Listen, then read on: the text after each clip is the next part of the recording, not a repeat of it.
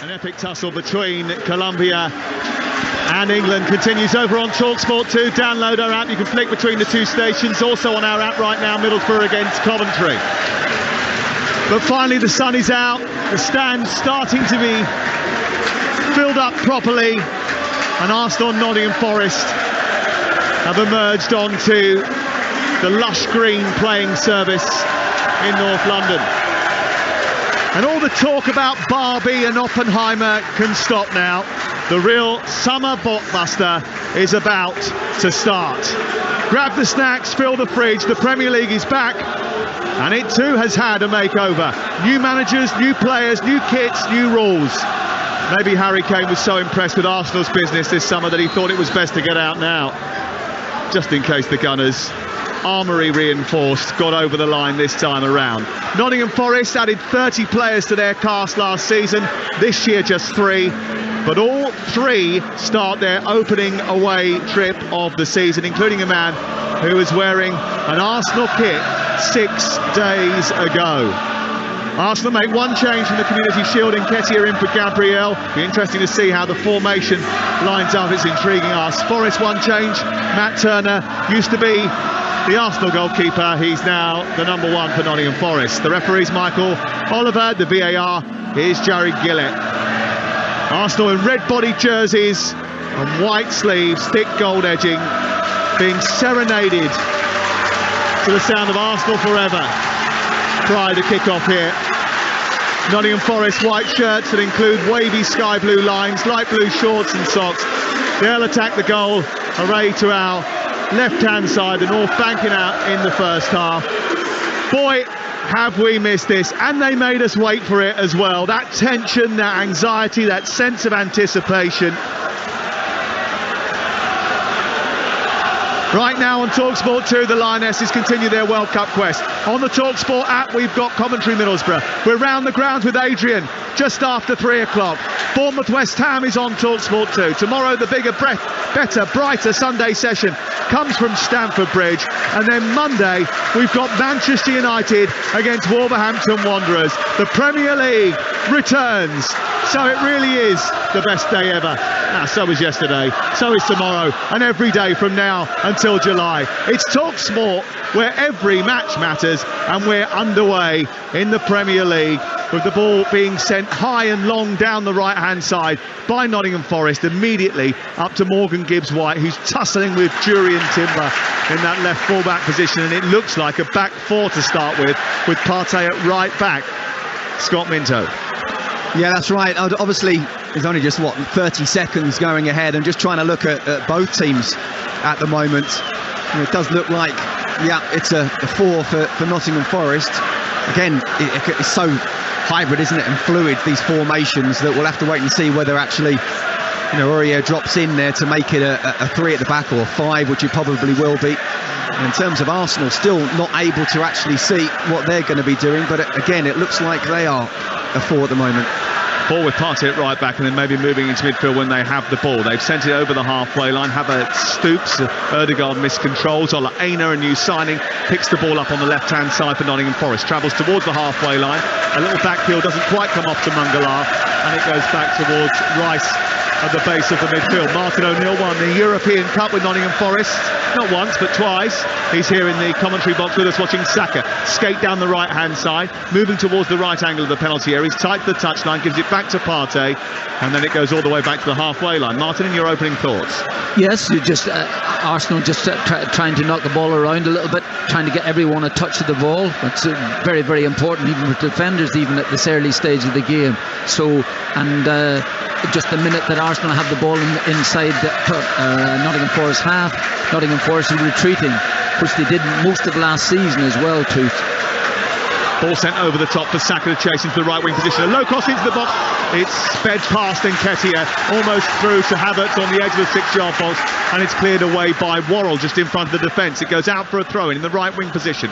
And it's with Arsenal. 2 minutes played on Talksport. It's Arsenal 0, Nottingham Forest 0. The first game of the season, which got underway at 1 o'clock instead of 12:30 because of ticketing problems. If you've just joined us, good afternoon to you wherever you're going today, up and down the country. Thanks for lending us your ears. We've got all the goals as they go in from all of the games right here on Talksport throughout the course of the afternoon with Adrian Durham. Sam, that was a wonderful opportunity for Arsenal there. And we talked about, wanting an out-and-out goal scorer. That's something that Indi Nketiah needs to get on.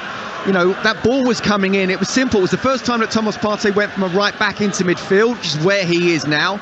Again, as we expected, once they've got the ball, it's almost a 3. Sometimes Partey's out wide, sometimes he's inside. The first time he moved inside, it created that space for Saka over the top. First time with his right foot across, just begging for someone to get on the end of it. That's what Arsenal need throughout the whole season, not just today. Here's Saka again, down the right-hand side. They enjoyed their Community Shield experience and celebrated their success as well. He's taking on Aina, gets towards the byline. The challenge comes in, it deflects behind and away for the first corner of the game. On the Arsenal right, in front of the clock end, and Matt Turner just organising his troops to try and ensure that Arsenal don't get an early advantage here. It's a big, muscular Nottingham Forest defence that Arsenal have got to try and pierce from this set piece, but Saka is really good at delivering them from this right hand side.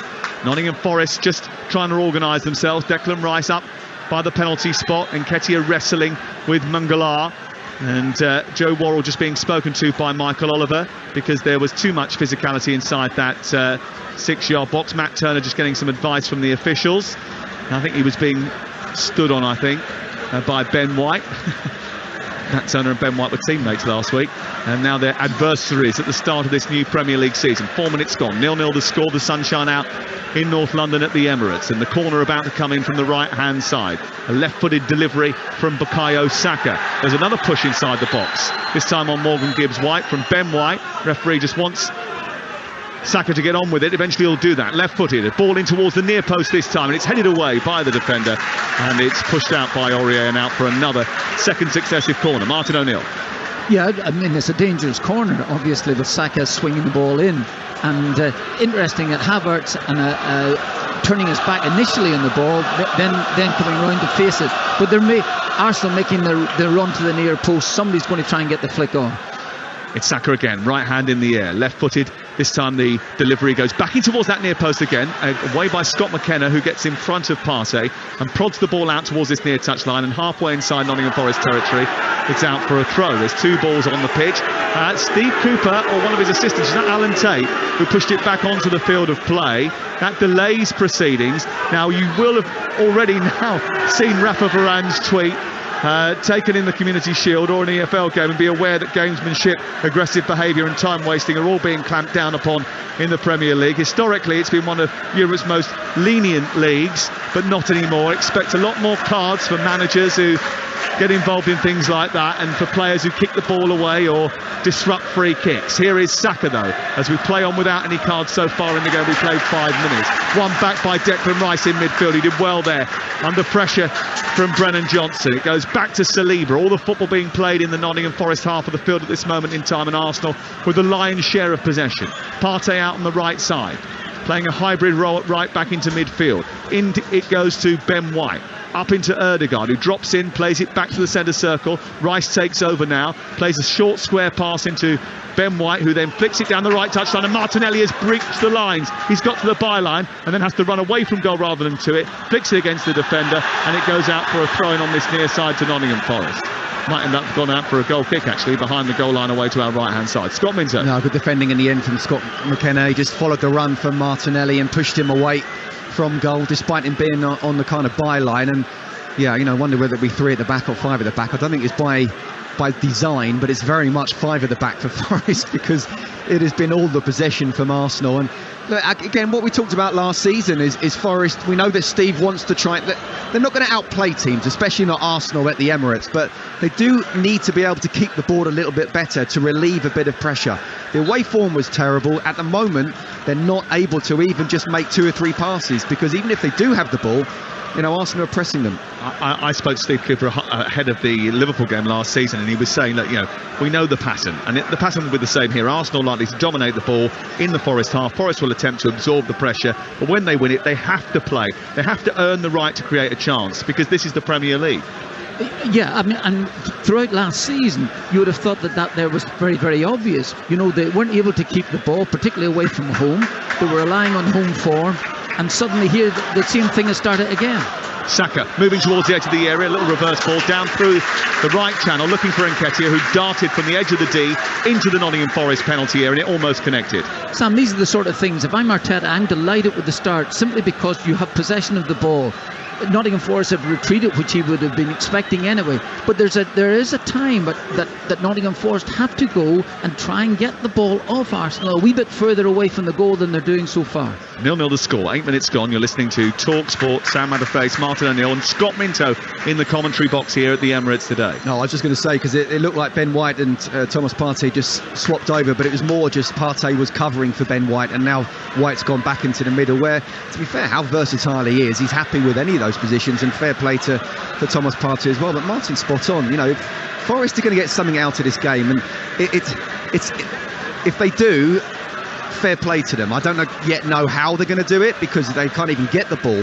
And you look at their first few away games, it's Arsenal away, United away, Chelsea away, City away. I mean, my goodness, if they get a point out of that, they've not done too bad. What's the 6th away game? Liverpool. I missed that one out.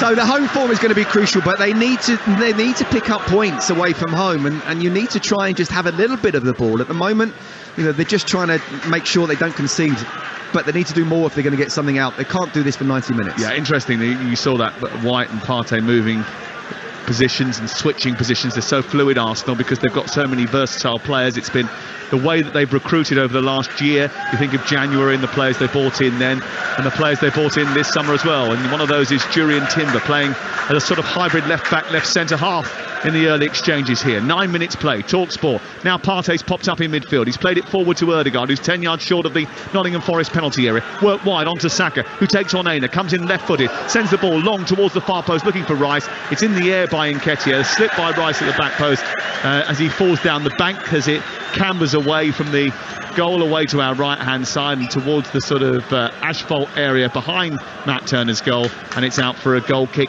to Nottingham Forest. 0-0 the score. You're listening to Talksport. Remember, over on Talksport 2, the World Cup quarter-final between England and Colombia continues. England leading by 2-1. Alessia Russo with the goal that's put England in front in that game, looking for a place in the semi-finals of the competition. It continues over on Talksport 2, and Coventry lead Middlesbrough by a goal to nil. Got on with a goal early in that match. That's available on the Talksport app, so if you download Talksport's app, and you can flick between this game, the Coventry Middlesbrough game, and the World Cup quarter-final. It's the only place to do that, by the way. Over 450 live games over the course of the season. How many other radio stations have got that many? Correct, none. The score's Arsenal 0, Nottingham Forest 0 on Talksport with Now. And don't forget, with Now, you can stream all the Sky Sports action, like Newcastle versus Aston Villa live today for $11.99, no contract. Search Now Sports. 0-0, ball on the halfway line, prodded forward by Nottingham Forest. They're trying to get a little bit of territory in opposition territory. It comes through to Brennan Johnson, who goes past the goalkeeper and then hits it over the top of the crossbar. Well, that's what they're looking for, Nottingham Forest, just to have a little bit of an opportunity to win the ball back on the halfway line, send Brennan Johnson through the centre. They did just that. He was faced up by Ramsdale, but he sent it over the top of the crossbar. That looked a fantastic chance. Absolutely, it's just fallen to Nottingham Forest, and what a chance. And Johnson through, you would expect him to score. You certainly expect him not to put the ball over the bar. And incredible chance. Do you know what, Sam? I was just thinking, they're not really getting the ball down, Forest, but at least they're getting further up the pitch. And it was a header through. You are not going to get many better chances than that at the Emirates. And when you get that chance, you can't always score, but at least hit the target, as Martin was saying. The keeper makes a save, so be it. The best chance of the game by a million miles so far. 10 goals last season for Brennan Johnson. He only actually came back into full training in the last sort of week or so. He only played one pre-season game because he picked up an injury with Wales on an international break prior to, well, at the end of last season. He's looked a little bit rusty last week, and that was an opportunity which you would expect him to do a little bit better with. It's the best chance of the game so far, and it's gone Nottingham Forest's way. They've had hardly any of the ball, but they've had the best chance of it. But now here come Arsenal, and Rice trying to prod it forward is dispossessed by Serge Aurier, gives the ball away again, but he was fouled by Martinelli on the left angle of the Forest penalty area, and a free kick is given to Nottingham Forest away to our right hand side, and it's Arsenal 0, Nottingham Forest 0. You know, that is the one problem. If you're not quick enough, you play 3 at the back with the ball, and you ideally want to go 4 at the back without it. But if they haven't got back into 4, then the space is there to exploit.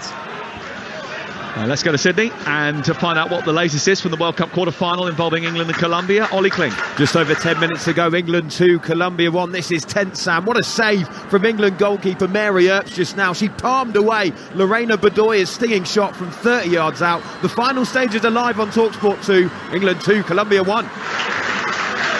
Back here at the Emirates Stadium, a bright passage of play involving Ødegaard. A little Cruyff turn to take him away from his marker. He fed the ball into the right channel, sent Nketiah away. Good brave goalkeeping from Matt Turner. Offside flag eventually went up, but he came out very quickly and smothered the chance for Nketiah, Martin.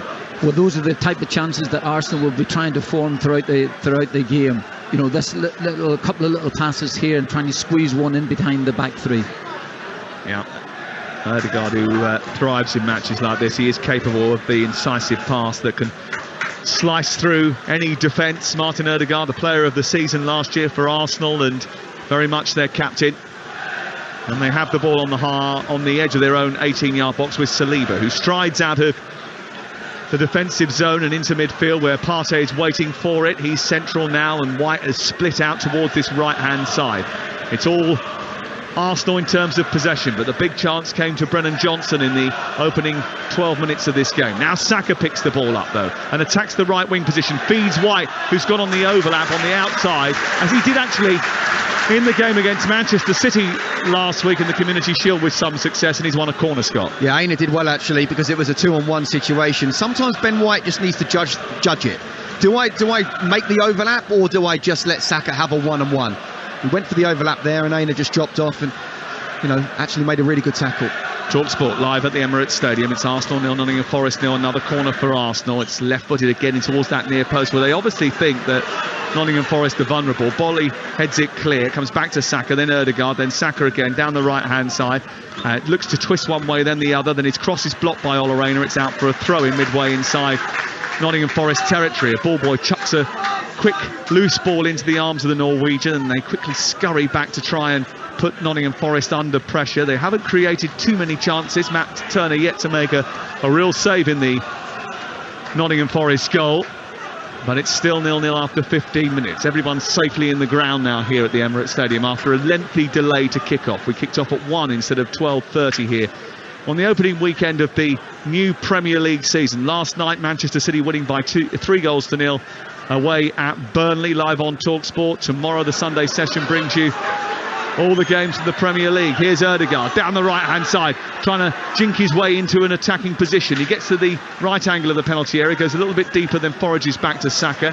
Lots of Nottingham Forest bodies behind the ball, packed on the edge of the box, really tightly packed. There's no gap, and Saliba, who tried to pierce that gap, ended up being smothered by Johnson. The ball ricocheted behind him towards the halfway line. But look, there was no Nottingham Forest player apart from Johnson within 40 yards of the ball. I did wonder though how quick he is, whether he could actually out-sprint Saliba, and it was Ben White who had got himself positionally right, and he was the first one to get there.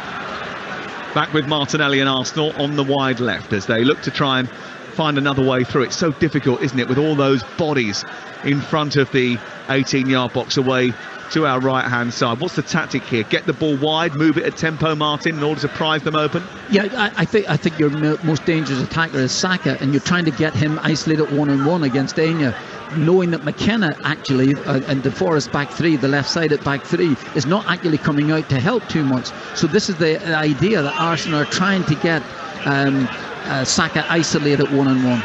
Saka's just drifted infield now to pick up a loose ball, which was headed away after an Erdegaard cross, but it's Nottingham Forest who've got hold of it, and Mangala has managed to get it towards the halfway line. Danilo gets it under control, but then can't burst from midfield, and eventually Arsenal smother, win the ball back just 10-15 yards inside their own territory. And now there's 3 players the wrong side of the ball for Forest, and that might open things up for Arsenal, who move forward with Havertz, but he just slows things down slightly, has to turn and come back in field. Martinelli takes it well after a pass from the left-hand side from Jurrien Timber, wins the free kick after a foul by Johnson. It's going to be a free kick. It might have been Yates actually got the final touch on him. Going to be a free kick to Arsenal. 0-0, 17 gone on Talksport. Rice has peeled out towards the left-hand side. He's not peaked Granit Xhaka yet, but he's playing a little bit more advanced in this Arsenal team. He will get more of the ball higher up the field. And looking at the Arsenal squad, that is the only player that's sort of departed from last campaign. Granit Xhaka, they've added Jurrien Timber, they've added Declan Rice. They've got themselves into a much better situation in terms of numbers this season. Kai Havertz, obviously coming from Chelsea for £65 million, was a big acquisition in terms of financially. I mean, he didn't have the greatest week last week in the Community Shield, missed a couple of chances, but he's playing in a position where I think he believes is better for him today. Yeah, on paper they look stronger, don't they? They brought in players, they've only lost Xhaka, they've got the experience of what happened last season. I still feel that they could have used that money on Kai Havertz plus some on getting the out-and-out goal scorer. If they had that, I'd be more than confident to say that I think they can win the title, and almost 50-50 with City. Yeah, well, that's the thing, isn't it? As the ball breaks down at the feet of Erdegaard, it's half cleared, then White puts it out right side and away for a throw-in. Gives it to Nottingham Forest, who have the ball. All of the play at the moment having in the Nottingham Forest half of the field. That's the thing, isn't it? The difference between Arsenal and City in terms of approaches is that Arsenal don't have that out-and-out focal point to their attack. They don't have that Erling Haaland who's going to get them a serious number of goals. They spread the goals around last season. Absolutely right. Again, it's getting back to the point about Arsenal. Arsenal just at this minute thinking about going through the middle, but it's so congested. Nottingham Forest have numbers in there just right in the middle, and therefore it has to go wide. Martinelli on one side and Saka on the other. And even if Saka is actually out here wide on the left-hand side, looks up immediately, sees a couple of players around him, at least he can thread something through to the edge of the box. Havertz out wide to Jurrien Timber. Offside flag is up against him before he can deliver a cross. It was blocked anyway, and it's going to be a free kick in the right full-back position for Nottingham Forest. 0-0 the score on Talksport. Do you know what, Sam? Martin's absolutely right, and I can speak from a left-back's point of view. The last thing you want is to be isolated with someone who can go either way. Okay, yes, he's left-footed, but we know he can go down the right as well. So if I were Mikel Arteta, I'll be telling him just stay wide, and then they can create that overload down one side. Crossfield pass, you've got the one-on-one situation. If at times they go down the left on the Martinelli, they're going towards the byline, yes, of course, get into the far post, but Aina's got a job in his hands to try and keep Saka quiet for the full 90 minutes.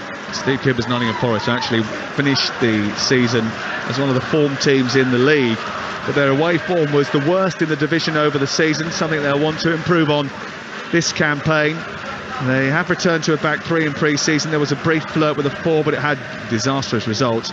Ryan Yates played some of the pre-season as an 8, breaking into the box, but screened the defence last week against Eintracht Frankfurt, and he is much deployed in a deeper role today.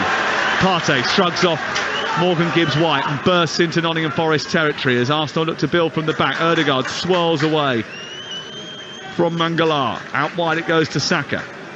Back towards the centre circle. The tip of that is where Saliba is stationed. He motions forward to Timber. It goes wide to the left of Martinelli. He's up on the edge of the penalty area. Good ball into Partey. First time ball into the box. There's no one in that number 9 area to pick the ball up. And out comes Turner and picks the ball up for Nottingham Forest. Yeah, but even so, the idea was still good enough. Martinelli has gone wide on the left-hand side. He's picked it up. He has attracted a couple of Nottingham Forest defenders to him. There was a little bit of space. He's played a ball in right across the middle, and if Partey controls the ball, at least he has the possibility of having a shot. You're listening to Arsenal nil, Nottingham Forest nil on Talksport with Super 6, and there was almost a super mistake there by Matt Turner, who was under pressure from Eddie Nketiah. The ball bounces behind and it goes away for a goal kick. It was hit by Turner against Nketiah, and it went behind the goal away to our right-hand side. Simply download the app Super 6, get your entries in before 3 p.m. today, and you could become a millionaire without spending a penalty. Spending a penny. 18 plus, terms and conditions apply. Spending a penalty. Penalties on the brain. Hopefully it won't go to penalties. I was going to say England-Colombia, isn't it? Yeah, 3 minutes to go. England 2, Colombia 1. I remember England being a goal to the good against Colombia, so we're going towards the end of a match in a knockout game in Moscow. We're sitting behind the goal that night. Ended up having to go to penalties. Eric Dyer with a big moment that particular evening. Back to Ollie Klink very shortly. It's 0-0 here between Arsenal and Nottingham Forest. Arsenal's first home game of the new Premier League season. Later on, Bournemouth against West Ham is on Talksport 2. Coventry still lead Middlesbrough by a goal to nil over on the Talksport app right now, and that World Cup game continues on Talksport 2 as we speak. Here, Declan Rice is on the ball for Arsenal, just left of the centre circle. Plays it wide towards the left, and it's collected by Martinelli. Martinelli back to Jurriën Timber. Timber into the feet of Arsenal's William Saliba, who was so good last season and excellent in the Community Shield. White delivers the ball over the top. Saka to chase. Matt Turner came out and collected it. And he'll know what the plans are, won't he, Matt Turner? Because he was probably up until 6 days ago, he was part of them. I don't know how good the individual players are, but that's such a key. That at the moment, as Martin said earlier, for me, that is the key battle. Saka against Aina. And if I'm Aina, I'm saying, listen, I might be struggling here a little bit. Scott, you need to help. McKenna, you need to help me out. Because what he did was he went short to go long, and Aina went with him, and then the ball over the top, and McKenna didn't drop off. He's got to almost be in that situation. It's a 2v1 situation because Saka is so good on the right hand side, both with and without the ball. He can look for that ball over the top, and suddenly he's in. Nottingham Forest, who had a problem scoring goals last season, they had a problem keeping them out as well. Only 3 teams had a worse defence than Forest last campaign. 12 of their 38 goals that they did score came in the final 6 games of the campaign, so it was an issue at both ends of the field. But they've kept Arsenal at bay so far. We're a quarter of the way through the match. It's Arsenal 0, Nottingham Forest 0, live on Talksport, our first Saturday exclusive game of the season. Here's Declan Rice bursting to the edge of the area. Havertz picks it up, tries to shoot. Yates blocks it on the edge of the D, and then it's won once again high up the field by Arsenal. Partey's got it in the middle of the Nottingham Forest half. Play to the right and White onto Ødegaard. He needs to move that just a little bit quicker just to unsettle Nottingham Forest. Partey has dragged them up the field though. Move towards the right. Saka's taken it on now, and he'll face up Ola Aina in the right wing position. Goes back infield to White. Space for Saliba centrally. Again, Nottingham Forest congesting, crowding that area in front of their own 18-yard box just to make sure that there's no easy route to goal for Arsenal. 0-0. Rice peeling out to the left and then coming infield, finding Saka, who's just dropped him from the right side. Back out wide now. Thomas Partey plays it into Saka, into the area. Right-footed shot, blocked by Mangala. Comes back out to Partey. Saka's trying to stay onside. He does. He bends into the penalty area. Right-footed ball across the face of goal, blocked by McKenna. Deflected behind and away for another corner. Martin O'Neill. Oh, that was much better by Arsenal. A little bit of movement, slick movement.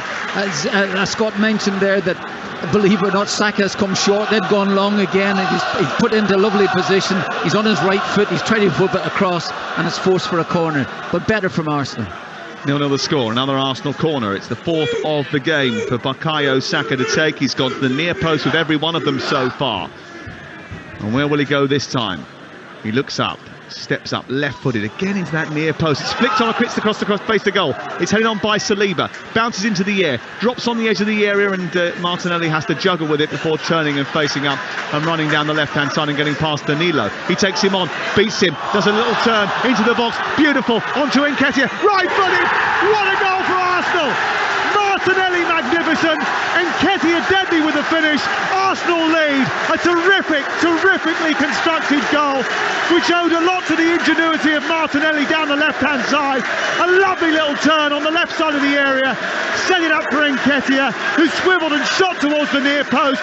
Matt Turner is beaten. Nottingham Forest's resistance is broken. It's Arsenal 1, Nottingham Forest 0. Scott. Amazing, isn't it? The best player on the pitch so far has been Bukayo Saka, and yet the goal comes from the other side. Really good play from Martinelli, I have to say. As he cuts inside, he gets the ball. So dangerous when he's able to get a bit of space. Again, he's running with the ball. He's just about getting a great turn. And then it's Eddie Nketiah. He gets inside the box, and the Forest defenders don't get tight enough. He's got 2 or 3 yards around to able to take that first touch. We're just looking at replays of a great bit of skill from Martinelli. I'm not quite sure if he's trying to get past the 2 defenders himself or actually past to Nketiah. Anyway, Nketiah just comes inside. Defenders that allow him to open the goal up, get on his right foot, show him on his left, away from goal. And then a little bit of a deflection means that Matt Turner goes one way and the ball goes the other. But Arsenal deserve to be a goal up. Yeah, absolutely. Sam, it's this great age-old thing. You feel as if there's safety in numbers. Nottingham Forest had loads and loads of players back. Scott is absolutely right. No one actually did anything. Martinelli got a little bit of luck, I must admit, when he was trying the little flick through. Even so, Nketiah's come in and smashed it into the net. No more than Arsenal deserved. And just that minute or two before there, when Saka had broken clear, you felt as if there was an upsurge of confidence about Arsenal. 9 goals in 18 starts last season for Eddie Nketiah. He's probably getting his chance because of the injury to Gabriel Jesus, but says he isn't here just to fill in for anyone. And he looked lively at times in the Monaco game, didn't get a chance against the might of Manchester City in the Community Shield last week. But he has his first goal since the 22nd of January. Sam, this is a wonderful opportunity for him. I thought he came in, midway through last season, did really well, just fell away a little bit, but now he would have learnt from that, both mentally and physically. This is a wonderful opportunity for him to actually say, do you know what, I should be the Arsenal striker, and even if Gabriel Jesus gets fit again, I'm going to be scoring goals. Let's not go too far ahead on that one, but a brilliant start for him and for Arsenal. And that was a debate, actually, wasn't it, last season after Jesus was out for a while and Nketiah stepped in well. Yellow card for Ola Aina for tripping up Bukayo Saka, and that's the last thing you want as a left-back marking someone like him, is to be on a yellow card. Absolutely, sir. But here's the interesting thing now from Steve Cooper's viewpoint.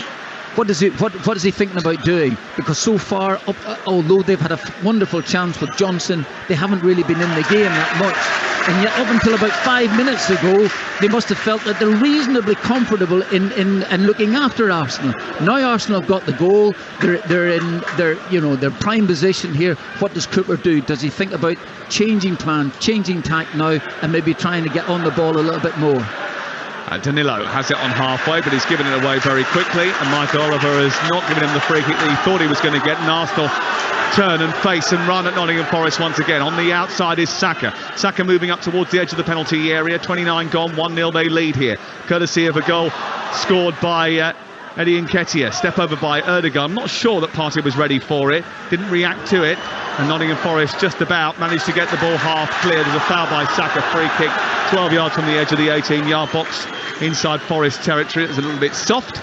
2 things there, Sam. One, Scott McKenna came over to help Aina there, and Saka's looking at it. If he's got a one-on-one situation, he is taking him on either on the inside or the outside. He realises it's 2v1, so he passes the ball back. And then Mangala just showed a real good bit of composure, what he was trying to do, what Steve Cooper has been saying about wanting to try and keep the ball. And, well, he's turning, and no one actually is able to give him an option, but he somehow wins a free kick.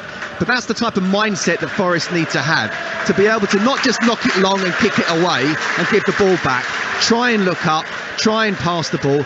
And look, I wouldn't be surprised if, certainly in the second half, there are attacking options for Steve Cooper, but at the moment, apart from that one chance from Brennan Johnson, it's probably a 2 or 3-0 game at the moment, really. Yeah, 15 minutes to go before half-time. It's 1-0 to Arsenal, and the bad news for Nottingham Forest, Martin, is that Arsenal never lost a game last season when they went in front. Did they not? Is that right, son? Right, okay. Maybe they'll take that into this season as well, after Eddie Nketiah's first goal in 10 hours and 6 minutes of competitive football since his last one. It's always great to get the first goal under your belt at the beginning of the... Yeah, absolutely. You've been dominant in play. Arteta will be relieved as much as anything else. They've got the goal, they've got the breakthrough, and life just continues in the way it's been going for the last 10 or 15 minutes. So, Martin, you are right, though. In terms of clear-cut chances, Arsenal didn't create loads, and Forest would have been reasonably happy, wouldn't they? That's the point, Scott. Absolutely. Up until 5 minutes ago, they would have been really... Cooper would have been thinking, yeah, this is okay. This is absolutely all right. I know we haven't had the ball, but it's still all right. Havertz down the left-hand side, ball into the box, and Nketiah trying to get there, but Worrell just gets in front of him and nudges it behind, and it's away for another corner to Arsenal. The issue being, I suppose, that's the difference between the top teams and those teams that are trying to hang on to a place in the Premier League. That ruthlessness, that clinical ability to finish chances from tight situations. Yeah, well, Arsenal are going to create more throughout games than Nottingham Forest are going to do. So Forest really had to, that chance that Johnson had, it's a fantastic chance, Sam. Yep, and he didn't convert it. But Arsenal have had the lead for about 6 or 7 minutes now, and they're threatening to go further in front here. You're listening to Talksport. The ball right-footed in towards the near post, and Rice trying to help it on. It comes through to Nketiah again, who gets it away from one defender, and then Mangala dives in, and so does Worrell, and they just about get it away from the box. And then Gibbs White gives it back to Saliba. Partey on the right-hand side into Saka, edge of the penalty area, goes past, left-footed, drives the ball into the top left-hand corner of the net with a majestic finish from a majestic player. Bukayo Saka weaving with a little body swerve infield onto his left foot from the right hand side, and with that left foot, that beautiful left foot, he arced the ball high round Matt Turner, and the net rippled and the Emirates Stadium stood as one, because it's Arsenal 2, Nottingham Forest 0, and it's a beauty from Bukayo Saka. It's a world-class strike, you have to say. It's just brilliant. Matt Turner is nowhere near it, and no keeper would have got anywhere near it. We talked about Saka being the best player on the pitch so far, and yet the first goal came from the other side. Well, this time he receives the ball just kind of right central, comes inside, shakes off the defender, and then does a wonder strike 20 yards out. And we talked about Forest being okay at 0-0, and yeah, I was just about to say the problem with teams like Forest, and when you're down there, it's okay when you're 0-0, it's not okay when you're 1-0 and you have to try and create chances. 2-0, well, we know the score last season here, don't we, Sam? Yeah, 5. Sam, that was a fantastic goal from a fantastic footballer. He is so strong. He's so strong. It's incredible. He just shrugged off those challenges there, got himself into the position, and whipped that thing. And pulling up, we're almost right behind it, and we felt the minute it left his foot, it's going in. It's going into the net. It Absolutely. was a fantastic goal from a fantastic footballer. Absolutely outstanding finish from Bukayo Saka. A brilliant moment for Arsenal fans, and a brilliant result down in Sydney for England. Ollie Kling. It's finished England 2, Colombia 1. England have booked their place in the World Cup semi-finals. They had to come from behind. Russo scored the winner just after the hour mark, and they will now play the co-hosts Australia next Wednesday for a place in the World Cup final. The Lionesses roar into the last 4. It's finished in Sydney. England 2, Colombia 1. And that semi-final between England and the hosts Australia will be live on the Talksport network next midweek. Here we're at the Emirates Stadium, where Arsenal made a really good start to the first half here. They lead by 2 goals to 0, and they're blowing away the summer cobwebs with a really dominant first half performance. But Nottingham Forest looking to respond. Danilo has found Olarena, but Saka is tracking back on this right-hand side, and he's won the ball back for Arsenal and sent it to Ramsdale, who's kicked long. 1-0 for only a few minutes before it became 2, and the goal that made it 2 was simply beautiful from Bukayo Saka. Here is Ødegaard, just right of the centre circle. You're listening to Talksport live in the Premier League. Later today, Bournemouth against West Ham is on 2, and we continue to bring you all of the goals as they go in with Adrian from around about 3 o'clock today. We're delayed here because of a turnstile issue, and that's why we kicked off at 1 o'clock instead of 12:30. And I'll tell you what, I'm sure if you were Steve Cooper, you were hoping they could probably wish there was another half an hour delay and we could start again at 1:30 and then maybe at 2 o'clock again after what has been a rather chastening first 35 minutes, Scott. Yeah, absolutely. I mean, is there anything Saka can't do? I mean, not only has he looked brilliant going forward and he scored a wonder goal, but he helped track back and won the ball back as well. I'll tell you what, I'd love to have played behind him. I would have hated to have marked him. Can you imagine those Nottingham Forest fans that have made the journey with expectation and hope, as you always get, and they'll still be thinking that you never know. 2-0, it's not over, it never is over at 2-0.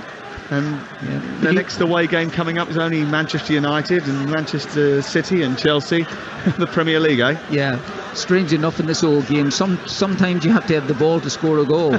And so Nottingham Forest fans are thinking, well, let's try and get the ball first. Someone once said it only takes a second, Martin. They need at least 2 seconds, don't they? Absolutely. Arsenal 2, Nottingham Forest 0 on Talksport with Now. Don't forget that with Now you can stream all the Sky Sports action, like Newcastle versus Aston Villa later today at 5:30. Ball into the box from the right side by Serge Aurier, and it doesn't reach Brennan Johnson, it's cleared by Ramsdale, and they'll move up the field, Arsenal. And it's fascinating, isn't it? Because they haven't had many opportunities. They have that one glaring chance for Johnson, which he put over the top of the crossbar. But they've sort of almost got desperate when they've got into advanced areas and just sort of flung the ball into the box rather than crafted any chances. Yeah, it's almost as if you don't have any real self-belief, that you feel as if, the ball is coming to me. I think it was Aurier who's just crossed it in. And he had I think he had a little bit more time to try and pull it down and at least try and deliver a proper cross. But if you're 2-0 down, you haven't had the ball, perhaps maybe you don't feel as if you want it. Here the ball is on the far side. Martinelli certainly wants it, and he starts to angle his run infield. He goes back to Jurrien Timber, who's slotted in seamlessly into this Arsenal team. He plays a right back and a right centre half for the majority of the season at Ajax last year, and he played almost every one of their games. But he's playing pretty much as a left back stroke left centre half in this new look Arsenal team, this upgraded Arsenal team that went so close towards the end of last season to winning the league. Martinelli down the left hand side, skips away from two defenders, bursts into the box, and Nketiah is waiting in the centre and it misses him. He goes flashing through the 6-yard box and out the other side. Saka keeps it alive. It's back into the edge of the box and Ben White, then out wide to Saka once again. Ødegaard takes over. He went to feint to cross with his left, but then comes back out wide right. White, Saka, Ødegaard, edge of the area, all very tight. Nketiah right-footed, turns, takes a deflection. Does it go behind for a corner? No. He's going to give a goal kick here, Mike Oliver. But they're in a good mood, Arsenal, and their connections are starting to snap together, Scott. They're having fun now, aren't they? And it's almost like a bit of a training game. They know they've got all the possession. They know really they can't be hurt. I mean, that one chance from Brennan Johnson, when you're Nottingham Forest and you've been so poor away from home as they were last season, and you come to a place like the Emirates, you know you're going to be under the cosh all the time, and you also know if you do get one chance, you may get one, maximum two.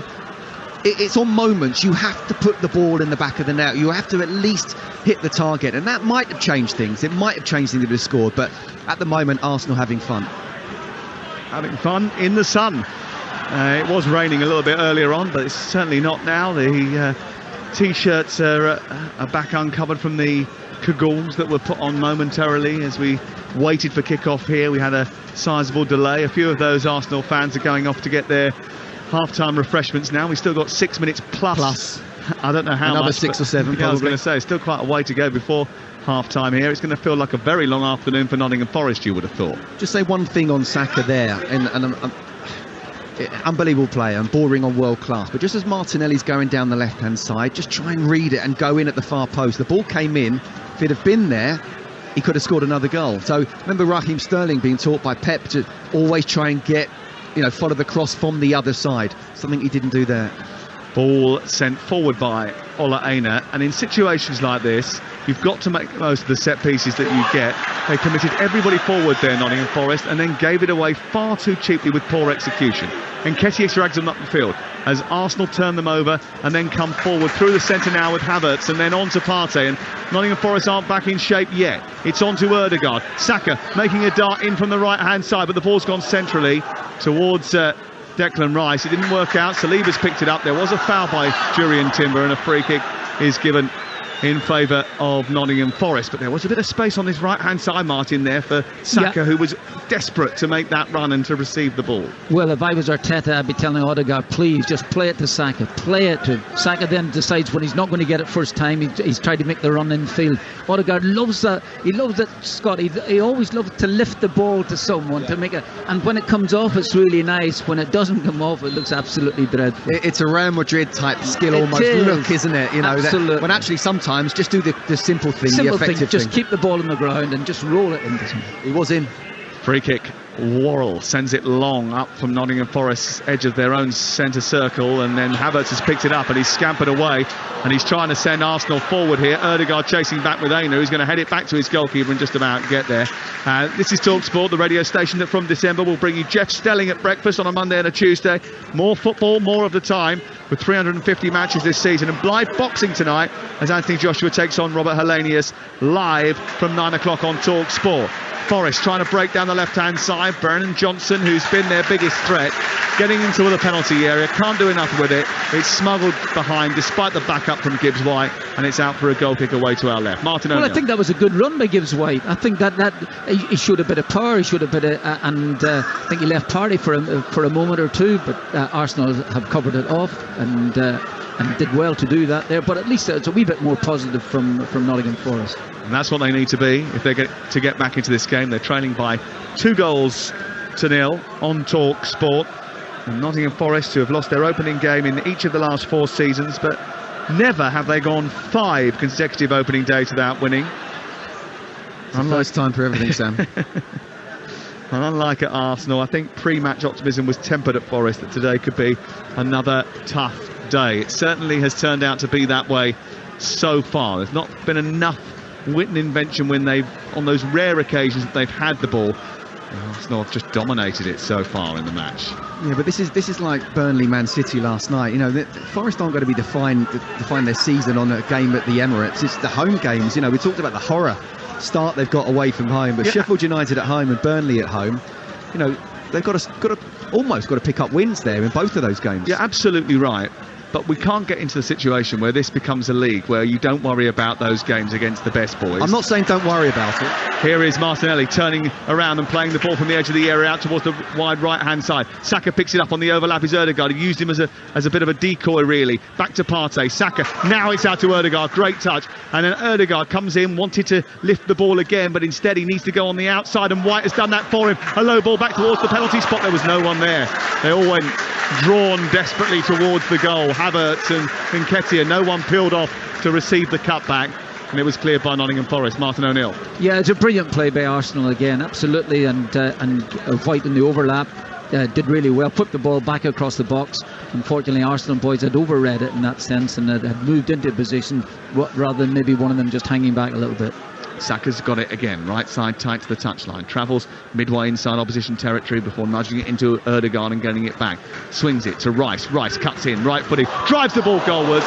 First shot on target for him, smothered and saved down to his right by Matt Turner, and it remains 2-0 to Arsenal. Yeah, I'd just like to see a bit more of him. Obviously, you know, massive fan.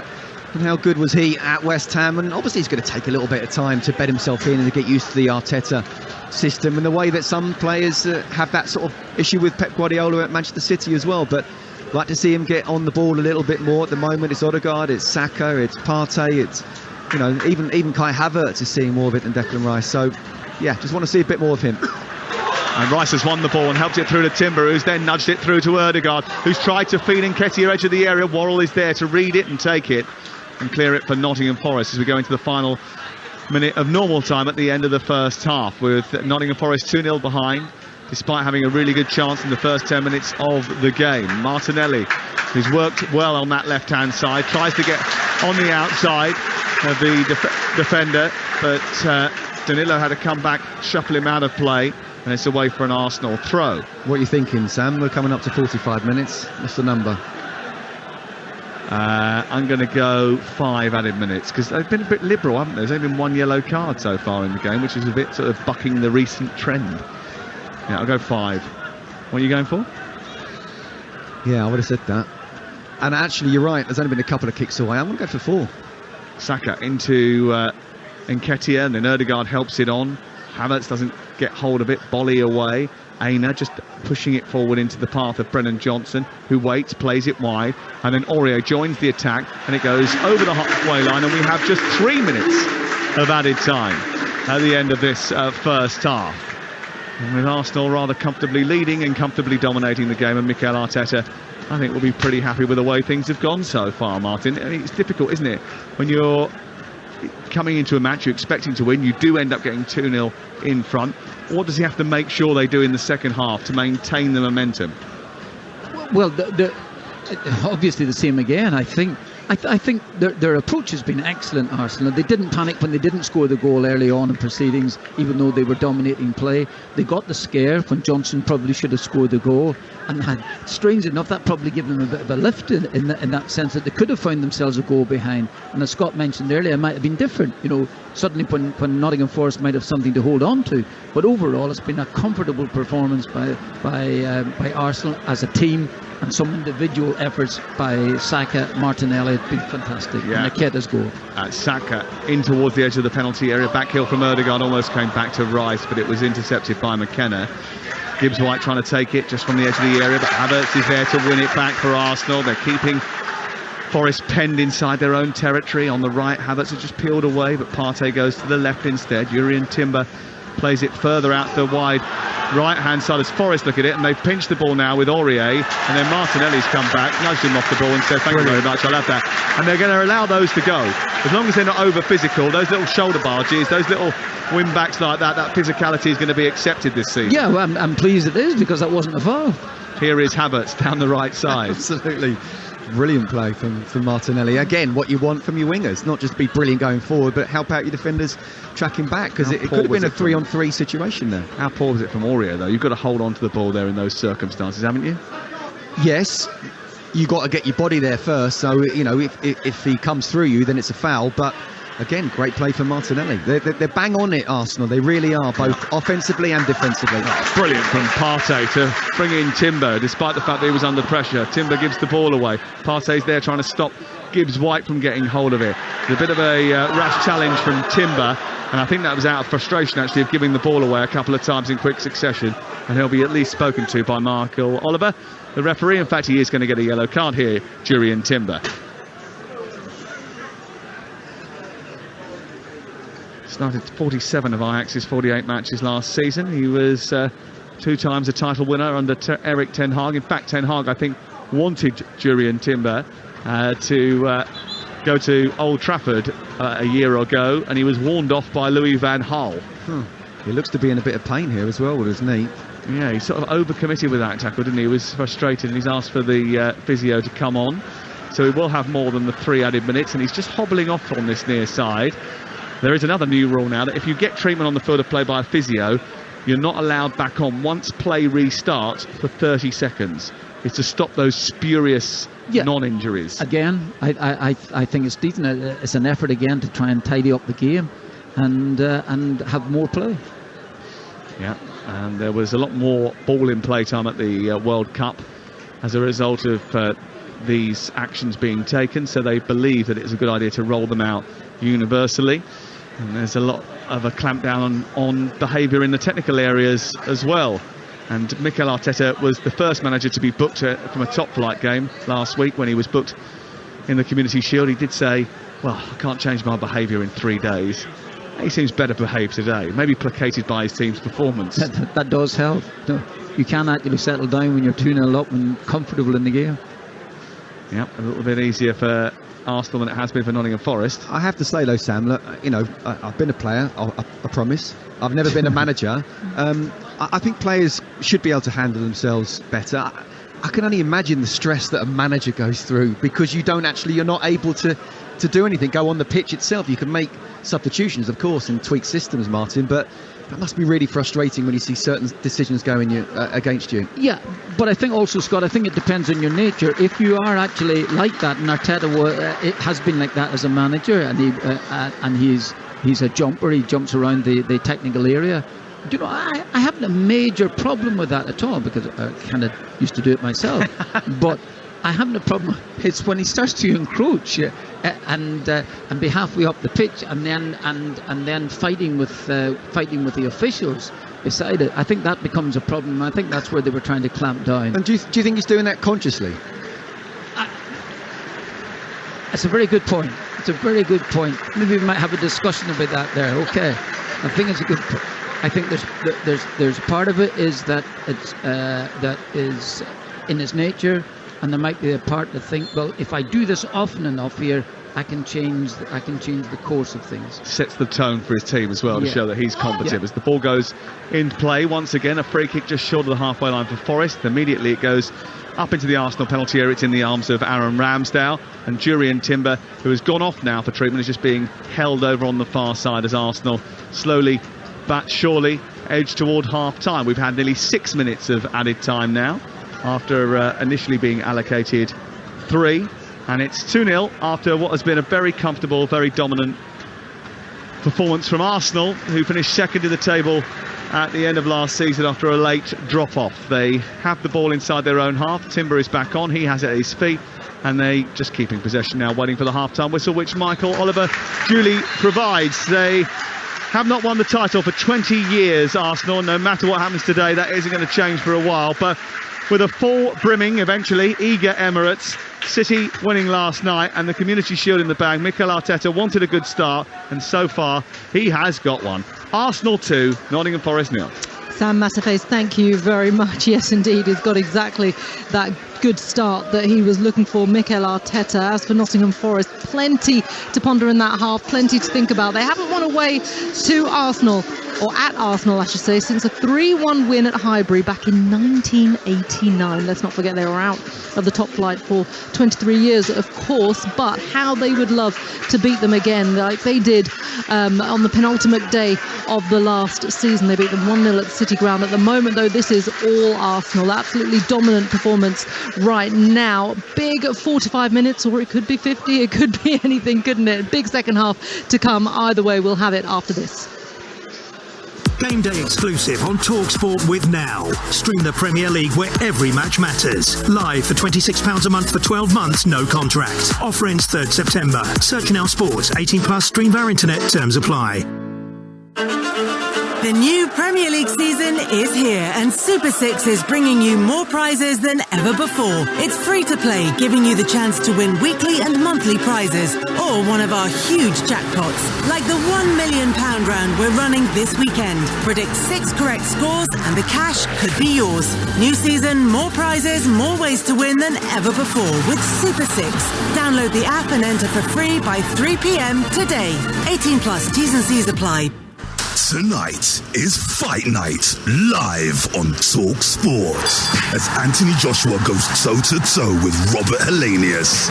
Who's he, by the way? He's Finnish. Ah, you're no kidding. He's 39 years old. Talksport is ringside to bring you all the action live from London's O2 Arena. Joshua versus Hellenius. Tonight from 9, live on Talksport. Hello there, this is Game Day exclusive. We're at half-time at the Emirates Stadium in your first Saturday Premier League kickoff of the season. It's currently Arsenal 2, Nottingham Forest 0, last season's runners-up. Hoping to kickstart this season in style. They're doing just that. Goals from Eddie Nketiah and Bukayo Saka. It could have been more, though. Nottingham Forest really with plenty of work to do in this second half to find a bit of creativity. This is Game Day exclusive on Talksport, of course. Let's continue to look ahead to this weekend's Premier League of action now with Super 6. The Talksport Match Predictor with Super 6. Play for free. Predict 6 correct scores for the chance to win £1 million. Get your entries in by 3 p.m. today with Super 6. 18 plus, terms and conditions apply. Okay, each week we will be discussing the games that are featured within Super 6. For those of you that aren't familiar with Super 6, it is a free-to-play football game where you can win huge jackpots through your own knowledge. Simply predict 6 correct scores to win the jackpot. This week, it's a huge £1 million. Now, even if you don't manage to get 6 correct scores, there are more ways to win with a guaranteed 5k up for grabs as well. Every single round, if you get the most points, and plenty more besides. Scott Minto, can you quickly run through the final 3 games on this list? One being Bournemouth versus West Ham at 3 p.m, which we've got live coverage for over on Talksport 2. Yeah, I don't like doing this prediction on this particular one because I've actually gone for a Bournemouth win. I was their first game of the season last season. They had a very good result against Villa. I think that Iraola will get his team absolutely up for it. The fans will be as well. And West Ham, I think, will have a good squad by the end of the window, but not quite there yet. So I've gone for a 1-0 Bournemouth win. I hope I'm wrong. Okay, well, with the other game featured, there are two more featured. Let's look at Everton against Fulham. Everton scraping by last season to stay in the Premier League. It just never seems to be easy for them. They're up against Fulham. Marco Silva returning to Goodison Park. What do you make of this one? Yeah, not only have Fulham been able to keep hold of their manager where it looked like they might go away, but money. also key players. So yeah, I think it could be something similar. Marco Silva very much up for this one last season, got a very good result.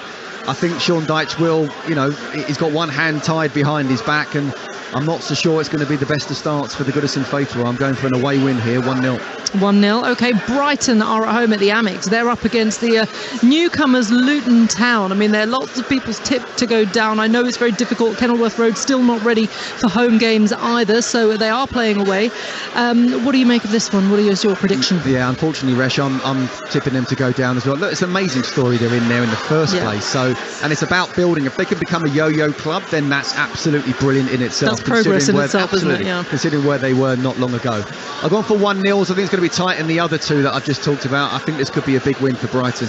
I think they've got, even though they lost McAllister, we're not quite sure what's happening with Caicedo, but I still think they've got a really good first 11 and a good few players on the bench as well. They always find a way, don't they, as well? 3-0 home win. 3-0 home win. OK, Scott, thank you very much. Adrian Durham will have those games covered live on Talksport from 3 p.m. with Game Day Live as he takes you around the grounds in the Premier League and EFL. That is all thanks to Super 6. Simply download the app, Super 6. Get your entries in before 3 p.m. today and you could become a millionaire without spending a penny. 18 plus, terms and conditions apply.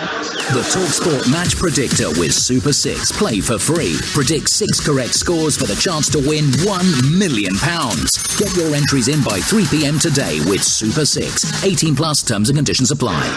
Not long to go for the second half here at the Emirates, where at half-time it is Arsenal 2, Nottingham Forest 0. This is Game Day exclusive on Talksport. We will get the team news from the 2 p.m. matches next. Game Day Live on Talksport with Now. Stream all the Sky Sports action like Newcastle versus Aston Villa live today for $11.99. No contract. Search Now Sports. 18 plus. Stream via internet. Terms apply.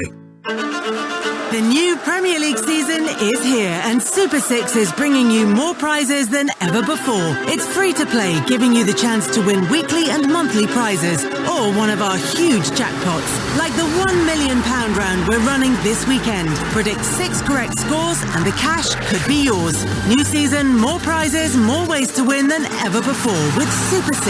Download the app and enter for free by 3 p.m. today. 18 plus, T's and C's apply. PGA Tour St Jude's Championship tonight from 10 on Talksport 2. Blasted high into the air. Will it land softly? Oh my goodness! As the world's golfing elite go head-to-head at TPC Southwind, hear full swing by pitch by putt commentary of all the action direct from Memphis. Ball is on the floor, rolling down towards the hole. He's staying still. Will it get there? Will it get there? Yes! And it does. PGA Tour St Jude's Championship tonight from 10 on Talksport 2. Game Day. The greatness, the goals, and the glory. Game Day Live on Talksport. Hello there, welcome back to Game Day exclusive here at the Emirates. At half-time, it is Arsenal 2, Nottingham Forest 0. England's women are through to the World Cup semi-finals. They beat Colombia 2-1 in Sydney to set up a clash against the hosts Australia. Over on Talksport 2, we've got exclusive coverage of Bournemouth against West Ham at 3 p.m, while here on Talksport, Adrian Durham will take you around the grounds in the Premier League. He is based at the Amex today as Luton make their Premier League debut away at Brighton. What a story for Luton, and how great to be back in conjunction with you, Adrian Durham. How are you doing? Fresh, so good to hear your voice. And what about the Lionesses? And how about setting up, I mean, that old sporting rivalry, England-Australia, a semi-final of the World Cup. Seriously, I mean, it's just I'm getting the feels of last summer again as well. Yeah, absolutely. Me too. Fantastic. Very, very exciting stuff. It's exactly what we wanted to hear. When Ollie Klink came in with that update, I was thinking, please say an England goal, please say an England goal. And that's exactly what we have. Adrian will be coming back to you later on. It is coming up to 2 p.m, so I think we can get the team news from around the grounds. The 3 p.m kickoff, of course, the team news comes out 1 hour before, so we're going to start with our Talksport 2 commentary game. The reason I was filling in a little bit is because it was at 1:59 and I just had to make sure legally that it was 2 o'clock so we could do that. So our 3 p.m. game on Talksport 2, Bournemouth against West Ham. At the Vitality Forest is our match commentator, Nigel Adderley. Safe to go with the team news, Nigel. Yeah, it's now legal and it's now safe. Resh, good afternoon. 2 new signings in the Bournemouth 11. Fullbacks Max Aarons and Milos Kirkes both make their debuts. Justin Kluivert, Hamad Traore and the keeper Ian Utradu are on the bench. Only one change for West Ham from the Conference League final. Pablo Fornals is in the Declan Rice role. No new signings involved. Edson Alvarez has been confirmed. James Ward-Prowse is imminent and Harry Maguire is also close, but no new blood on the field for the Hammers today. I'll be alongside Perry Groves for commentary on Talksport 2 at 3 o'clock. Great stuff, Nigel. Look forward to that. We're going to go to the Amex next. It is Luton's first game in the Premier League. Away at Brighton and Hove Albion. There for Talksport is Alex Crook. And Brighton hand debuts to 3 summer signings. James Milner, Mahmoud Dahoud and their record buy João Pedro, all in the starting 11. Jason Steele is the goalkeeper. It's a back 4 of Milner, Dunk, Van Heck and Estupiñán, with March, Gross, Dahoud and Matoma across midfield. João Pedro will play in behind Danny Welbeck up front. No Moises Caicedo. He is out with officially a hamstring injury, although highly unlikely to play for Brighton again. No fewer than 6 of Luton's new arrivals are named in their starting 11. Thomas Kaminski makes a debut in goal. It's a back 3 of Lockyer, Anderson and Bell, Kabore and Giles, the wing-backs, with Chong, Nakamba and Mpanzu in midfield. And then Morris and Adebayo up front. It's Brighton against Luton on a historic day for the Hatters. Yeah, absolutely. Alex Crook, thank you very much. We're going to go to Goodison Park next. Everton against Fulham, and that's with Matt Jones. Yes, there's 2 debutants, one on each side as Ashley Young makes his Everton bow, while Neil Maupay leads the line for the Toffees. We've got new signing Onat Danjuma on the bench. For Fulham, Raul Jimenez starts after arriving from Wolves, but Alexander Mitrovic is only named amongst the substitutes. He's being linked with a move to Saudi Arabia. It's Everton against Wolves from 3 o'clock. OK, thank you very much, Matt Jones. And, of course, Sheffield United's return to the Premier League kicks off with a visit of Crystal Palace. The team news from Bramall Lane comes from Alan Biggs. And, of course, no Iliman and Jai for the Blades, no Sander Berger either, also sold, but 5 new players are involved today, although only one starts, and that's Benny Traore up front. 4 of the others, Trusty, Souza, Slimani and Larouci, are on the bench, where there are also some very unfamiliar younger names from within Bramall Lane. I think that's a telling statement as well. For Crystal Palace, a starting debut for Jefferson Lerma. The £20 million arrival Mateus França is injured, however. 9 of the starting 11 is the same as the one that finished last season. As for the manager, Roy Hodgson is unchanged, even at 76, at Bramall Lane, Sheffield United versus Crystal Palace. I love that one, Alan. Thank you very much. That is Sheffield United against Crystal Palace. Sheffield, of course, making their return to the Premier League. Adrian Durham, you are going to be based at the Amex as Luton take their bow in the top flight. What are you most looking forward to this afternoon? There's plenty to stay across, isn't there? There is, yeah. I mean, it's the first weekend of the Premier League season. I was in Burnley last night. It's just 5,000 miles down to Brighton, so it didn't make any difference to me. Easy. Yeah. And I'm just looking forward to the atmosphere. It was brilliant last night at Burnley. Manchester City played well. Haaland, after 4 minutes, scores. You know, they're so good to have the Premier League back. Yeah. But I'm looking forward to seeing how Luton get on. 10 years ago this week, they opened their final season in non-league with a 1-0 defeat at Southport. And they had a player sent off and they missed a penalty. They went on to win the National League that season, but that's just 10 years in a decade. You can see how far they've come. It's an incredible story, a fantastic story, and everybody's got them down as the whipping boys. But I look at Brighton here today and I think, well, you're without 2 brilliant players. McAllister's gone and Caicedo's not playing today. So, you know, can they really cope without 2 brilliant players from their midfield in the lineup this afternoon? If I was Luton, I'd be looking at it saying, right, we've got a chance here. Let's get stuck into them. They're direct Luton. I think there's so many different styles in the Premier League as well. Also interesting, Everton and where they go. Could this be the season they finally go down?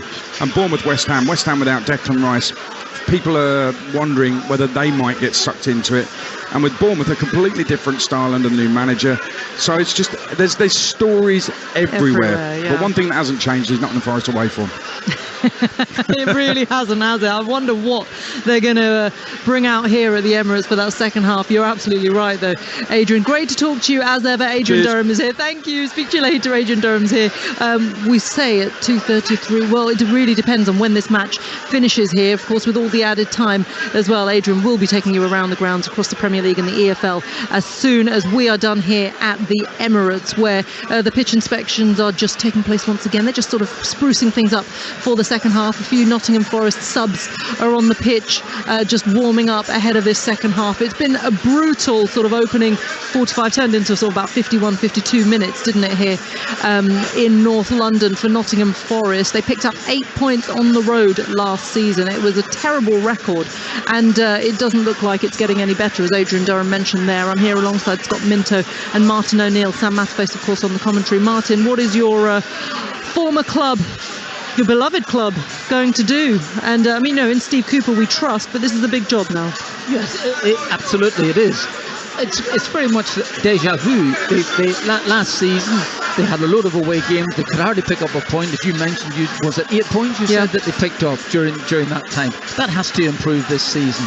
But by the showing of the first half, it's not likely to, because they have never once been on the front foot in this game. They've had a great chance. It fell to them that Brennan Johnson probably should have scored. Outside that, it's been so comfortable for Arsenal. So comfortable. So what's Steve Cooper thinking about now at half time? He's obviously thinking about trying to push forward a wee bit. And I think there's also the fear, I suppose, he's thinking first day of the season, if I do that do I concede a third goal and maybe this just becomes an embarrassment? I actually think you have to forget about that. Really forget about that and go and try and get something out of the game. Spend the next 10-15 minutes. Try and close Arsenal further up the pitch. That's the most important thing. Not allowing their centre-backs to be able to go and play through midfield. And don't have you know what it really boils down to? Sounds simple. Go and have a go. Yeah. Just have a go. Just don't let the game just disappear. Yeah, that's it, isn't it? It's almost started from zero, isn't it? They know that they're 2-0 down at the moment. They've really got a lot of work to do, but as you say, they've got to have a go. Let's see how they proceed then in this second half. It is going to kick off very shortly. As you heard, Martin O'Neill there is on co-commentary alongside Scott Minto. But first, let's hand you back to Sam Matterface. Well, the last time that Nottingham Forest began a Premier League season with a victory was 1996. Kevin Campbell scored a hat-trick. They won away at Coventry.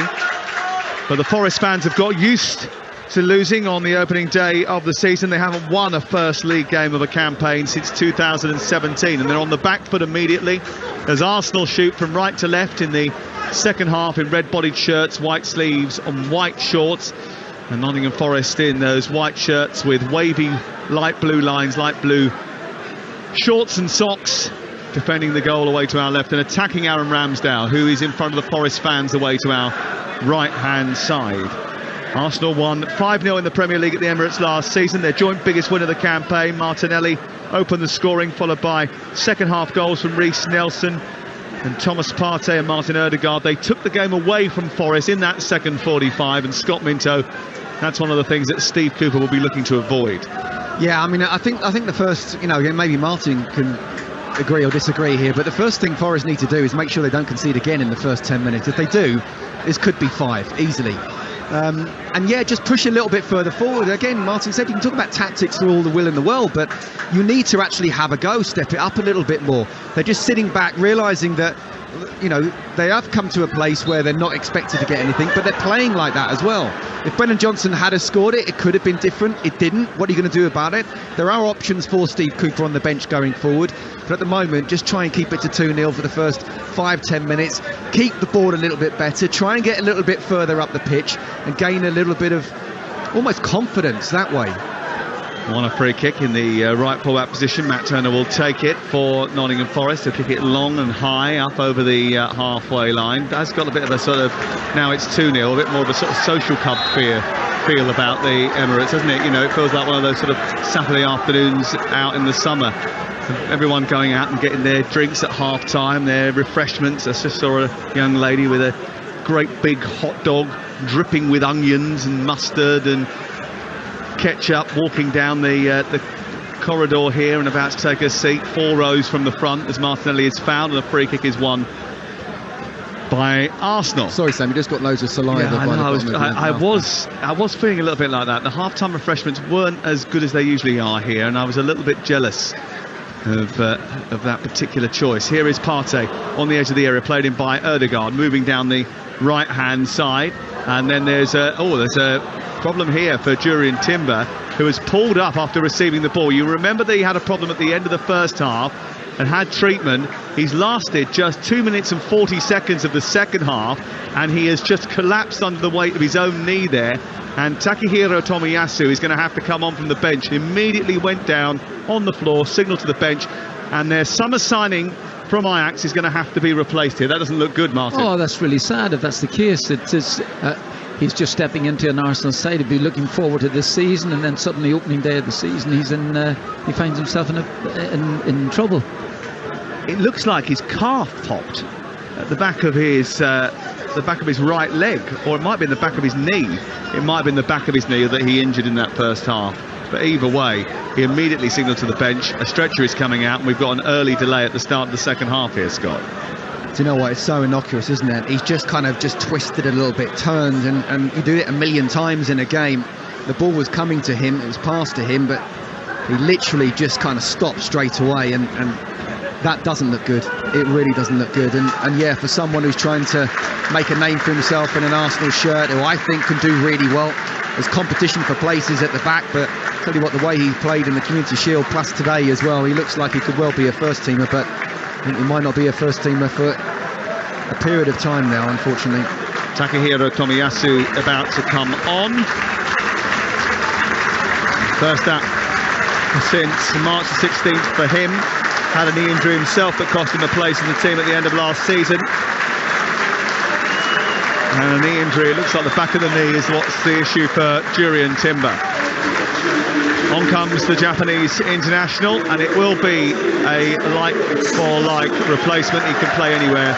Again, it's another one of those versatile members of the squad. That's really what's sort of been the centre of Arteta's recruitment policy over the course of the last year or so. Players that can play in a number of different positions that give you options. Well, it does, and it's a great thing for the manager if the player is not just competent but actually is very, very adroit at playing in a number of positions, particularly across the back four. You know, if you've got a right-sided centre back who's comfortable playing, let's say right back, and even pushing forward, as Partey seems to be, those things are a big added bonus.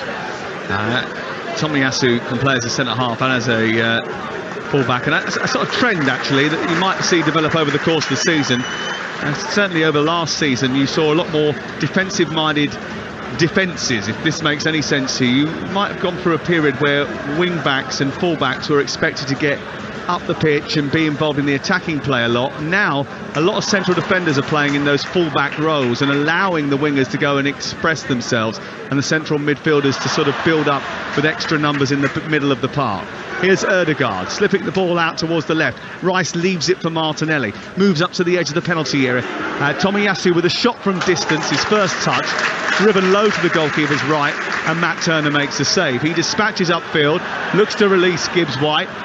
Ben White was trying to jockey with him, didn't manage to hold him up, and then as Gibbs-White comes back in field, Partey stabs the ball away to Saka, and Arsenal very quickly have possession again. It's a really good play from Matt Turner there. He saw it, he saw the run. Gibbs-White first of all showed strength and decent pace, but again, when you're almost running at Ben White, either get him into the box where defenders don't want to be because you don't want to then make a tackle, or actually there were a couple of players over on this side but he should have played a better ball to, and in the end just gave the ball away. When they get in those positions, they've got to be better on the ball. We will take you round the grounds with Adrian Durham at 3 o'clock. It's the first Saturday of a full programme in the Premier League and the EFL this season, and Adrian will be here as soon as we finish at the Emirates Stadium, where it is Arsenal 2, Nottingham Forest 0. We're 6 minutes into the second half. Jurrien Timber's been substituted because of an injury.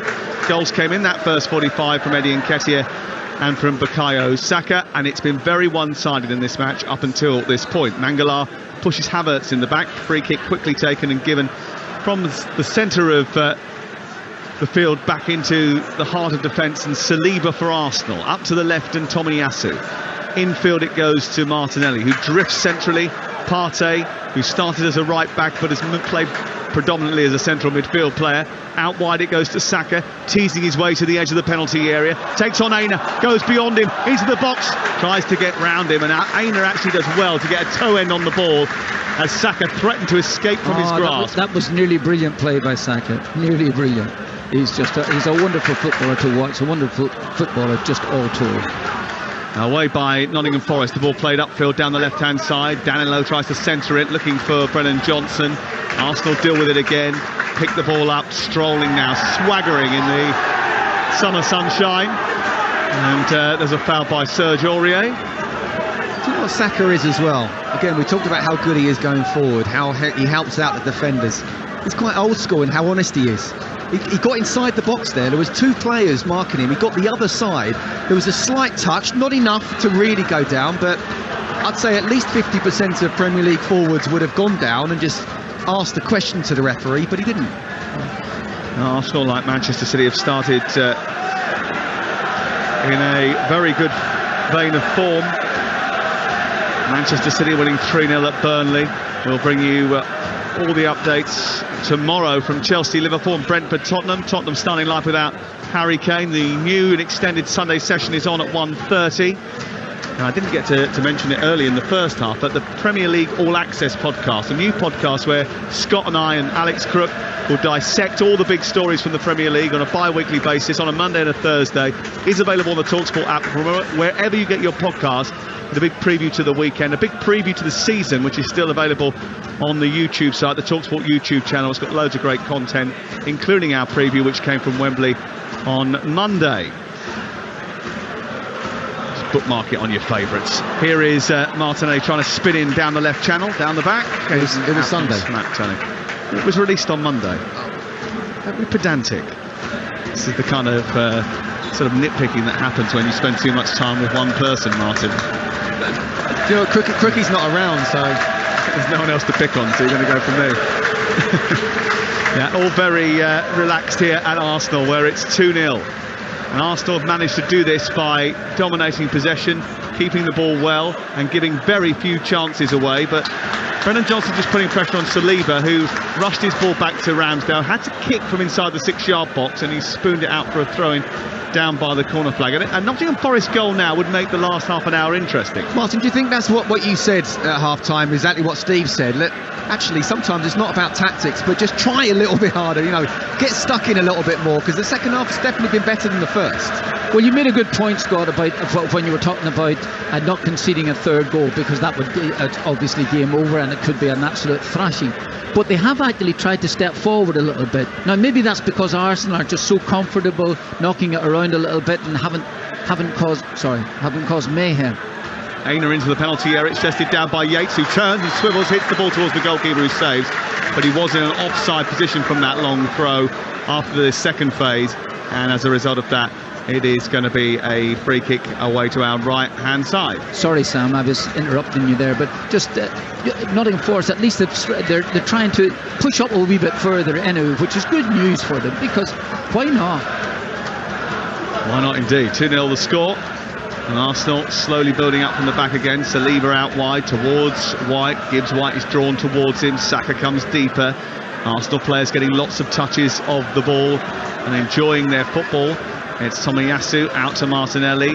Rice, he popped back into Rice at some speed, Martinelli, and Rice did well to juggle with it. Martinelli apologises for the ferocity of his ball forward. Rice just peeled away from Danilo and was worked himself into a good pocket of space just over the halfway line, but Arsenal went the other way and didn't spot him, and it will take a little while before he is fully integrated into the setup of the team and, you know, the symbiosis of the team. I don't know what that means, to be honest with you, Sam. Just naturally absorbed into the way that they work. Okay, thank you. Now, I think I'm probably a little bit harsh on Declan Rice. We can't expect him to be the Declan Rice of West Ham, because everything came through him. You know, he's actually, because he's such a good team player, he realises, actually, it's not about me today. I'm a small cog in this, and if we just keep us where I need to be positionally, we're going to win this game pretty easily. And he's not trying to be the star, not trying to justify a £100 million price tag, and that even more speaks volumes for the guy, in my opinion. But it does come with pressure, doesn't it? Being a huge signing, being a poster boy for a new era. And you would have witnessed that throughout your career. Well, yeah, I mean, the first £1 million player was Trevor Francis at Nottingham Forest, and he had to live with that for a while. But Trevor, once he settled down, once he scored a few goals, it wasn't a problem to him. And I think the same with Declan Rice. And the more players that are bought for around about that price, the less pressure will be on him as well too. Apparently everyone's getting bought for that price nowadays. Yeah, exactly. Here is Aurier into the box, and it's caught by Ramsdale. No updates yet on the Moises Caicedo situation. Alex Crook is down at Brighton today, and we'll keep you updated if anything emerges from that game this afternoon. That's where Adrian's basing himself. The ball is deep inside the Arsenal half with Thomas Partey at walking pace. It is warm out on the playing surface now. It's around about 23, 24 degrees pitch side. The sun is out, and Arsenal very much at this moment in time strolling through the game. 2-0 the score. Here is Tomiyasu just up to the halfway line. He isn't engaged at all. Nottingham Forest sitting off, allowing Arsenal to have the ball up to the halfway line. It's perfect weather if you're an Arsenal player, because you just pass. It's not so good if you're a Forest player, because it's run. And it will tire them out. And I'm sure Steve Cooper, whether it be attacking wise or even in midfield, will have to make changes, because while Arsenal haven't created like 7 or 8 clear-cut chances, they've absolutely dominated this match, and Forest players can't keep this type of running up. Rice wins the ball in midfield, then drops deep to play it out towards the right-hand side, still wearing that now well-associated number 41 shirt at the base of the midfield. Plays it out to Partey, then Ben White, and Arsenal now in that 3-2-2-3 formation as they look to try and bring the ball wide to the left. Tomiyasu on the halfway line, back into Saliba. Nottingham Forest, who got off to a slow start last season, just 4 points from the opening 8 games, getting off to a slow start here. Havertz, Partey, Rice made a good dart forward. Arteta a little bit animated on the near touchline in those graphite trousers and tight black top, as he sits back down now to watch Havertz moving into a right wing position. Gets it to Saka, and he slips as he plays it forward, and that's picked off over on the far side by Yates. He can't escape, and Ødegaard has picked it up now. Plays it infield to Martinelli, a little swivel and turn. Ødegaard back into Tomiyasu. First time pass to Rice, left side. Now on to Nketiah, who's moved out towards this near touchline. Aurier nudges the ball out of play, and it's away for a throw-in level with the edge of the Nottingham Forest penalty area. We've hit the hour mark. Saliba bending the ball from halfway out to the wide right. Kai Havertz is another interesting one, isn't he? How he fits into this team and how many touches and how involved he gets in the game. A couple of early touches in the match, but not too much to write home about for the German. Missed some big chances last week. Saka into Havertz now, trying to turn, edge of the area, sets it up for Rice. He swivels and plays it wide. Martinelli faces up the fullback, moves into the box, tries to jink his way infield. Always going to be difficult because it was crowded as he moved inside, and Nottingham Forest stopping from going any further. Yeah.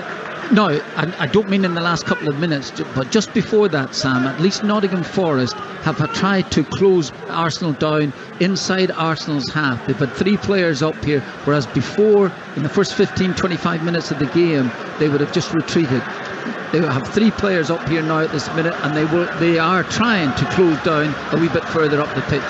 Not with phenomenal success, but at least they're trying. Nketiah had his shirt pulled by Worrell. Partey, space for Rice, is emerging left side. Partey plays it down the left channel instead, and Nketiah had wandered into that, but so had a couple of Nottingham Forest defenders. And now they look to release Morgan Gibbs-White over the halfway line. Part of the successful England under-21 team in the summer at the European Championships. He keeps hold of the ball, takes it back to halfway as Coventry go 3-0 up against Middlesbrough over on, well, I think it's now on Talksport 2, isn't it? After being on the app earlier on, they've put that on Talksport 2 now, so you can access that game from the Championship. Bit of a good start that for Coventry City, and Middlesbrough have had a terrible start to the season, and many people tipping them for promotion at the start of this campaign. And the producer rather pointedly whispered in my ear there, including Adrian. I can't believe you blamed it on the producer. I can't believe didn't say anything. I can't believe he tried to throw Durham under the bus there. It's a long season It's a long season. Michael Carrick will do a good job there, don't worry. He loves Michael Carrick though, doesn't he? He loved him as a player, didn't we all? He was a terrific footballer. I played with Michael Carrick, wonderful footballer, great guy. That was the season that West Ham finished, they finished? They nearly won the league, didn't they, when you were in that team? No, he was too young then when we finished 5th. Oh, but right. he did come through finishing 7th, and unfortunately was part of the team where he went down, but incredible player, world-class player. Arsenal 2, Nottingham Forest 0 on Talksport with Now. Don't forget that with Now you can stream all the Sky Sports action like Newcastle versus Aston Villa live today for £11.99, no contract. Search Now Sports. Ball wide right with Arsenal, and Saka approaching the right angle of the penalty area now. Into Havertz and then on to Ødegaard. Ødegaard with a sort of lolloping run out to the right side, receives the ball secondarily, then comes back in field, sends it into Nketiah, lovely connection into Havertz, takes it beyond Bolly, and Bolly then dives in at the last moment and manages to nudge the ball away.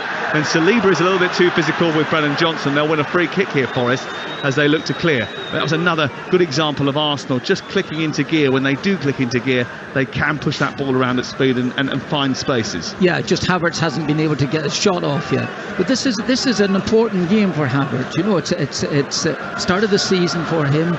He has to try and win this crowd over. Because I'm not so sure that he did that there at Chelsea. And now suddenly here he has to find something. But this is an opportunity today. Arsenal are 2-0 in front, comfortable in the match. You know what? If I'm him, I'm desperate to get a goal. I'm desperate. I'm going to try and do something. I'm going to do anything I possibly can in this last half hour to get a goal. I mean, obviously, excuse me. Worrell down the right side, trying to get on the end of a really Bolly flick on from a free kick. It goes behind and away and out for a goal kick to Arsenal. No trouble for Aaron Ramsdale. Yeah. And if I was Arteta, I would try and keep him on the field. He might start to make some substitutions shortly, but even so, I would try and keep Havertz on because it's important. It's important for me as a manager. If I pick this player, I want him to do well. I obviously want him to do well, and a chance for Havertz here to try and get a goal today when the team are comfortable. Certainly playing in a deeper position than he did last week against Manchester City in the Community Shield, with Nketiah used as the point man today. And they should have Gabriel Jesus back sooner rather than later. One of the things that Arteta cited as a reason that Arsenal lost the title last season was momentum. Well, certainly they could get off to a brilliant start to the season, winning the Community Shield and putting 3 points on the board here. They've lost a little bit of momentum in the game, which has gone a little bit flat since they've taken that 2-0 lead, and their dominance has been such that they haven't really had to break too much of a sweat. Here is Rice down the left-hand side, though, trying to up the ante. Plays it into the channel for Martinelli. It was a little bit asking too much of him. Aurier goes down, wins the free kick, and then has a little push out at Martinelli. And he has to be a little bit careful. The referee is being lenient, managing the situation. Yeah, just on Kai Havertz, you know, again, I agree with Martin. What was it, £64 million that was spent? He scored crucial goals for Chelsea, of course. You know, the winning goal in the Champions League was the main one, but he never really cemented himself as, you know, either a Chelsea legend or, you know, a Chelsea regular. And sometimes flatters to deceive. It's his languid style. And he's certainly not a centre forward. I think he is a number 10 or sometimes just one of those wide players. While Gabriel Jesus is injured, it's really important for him to justify being in the Arsenal first team, and it's a great opportunity for him.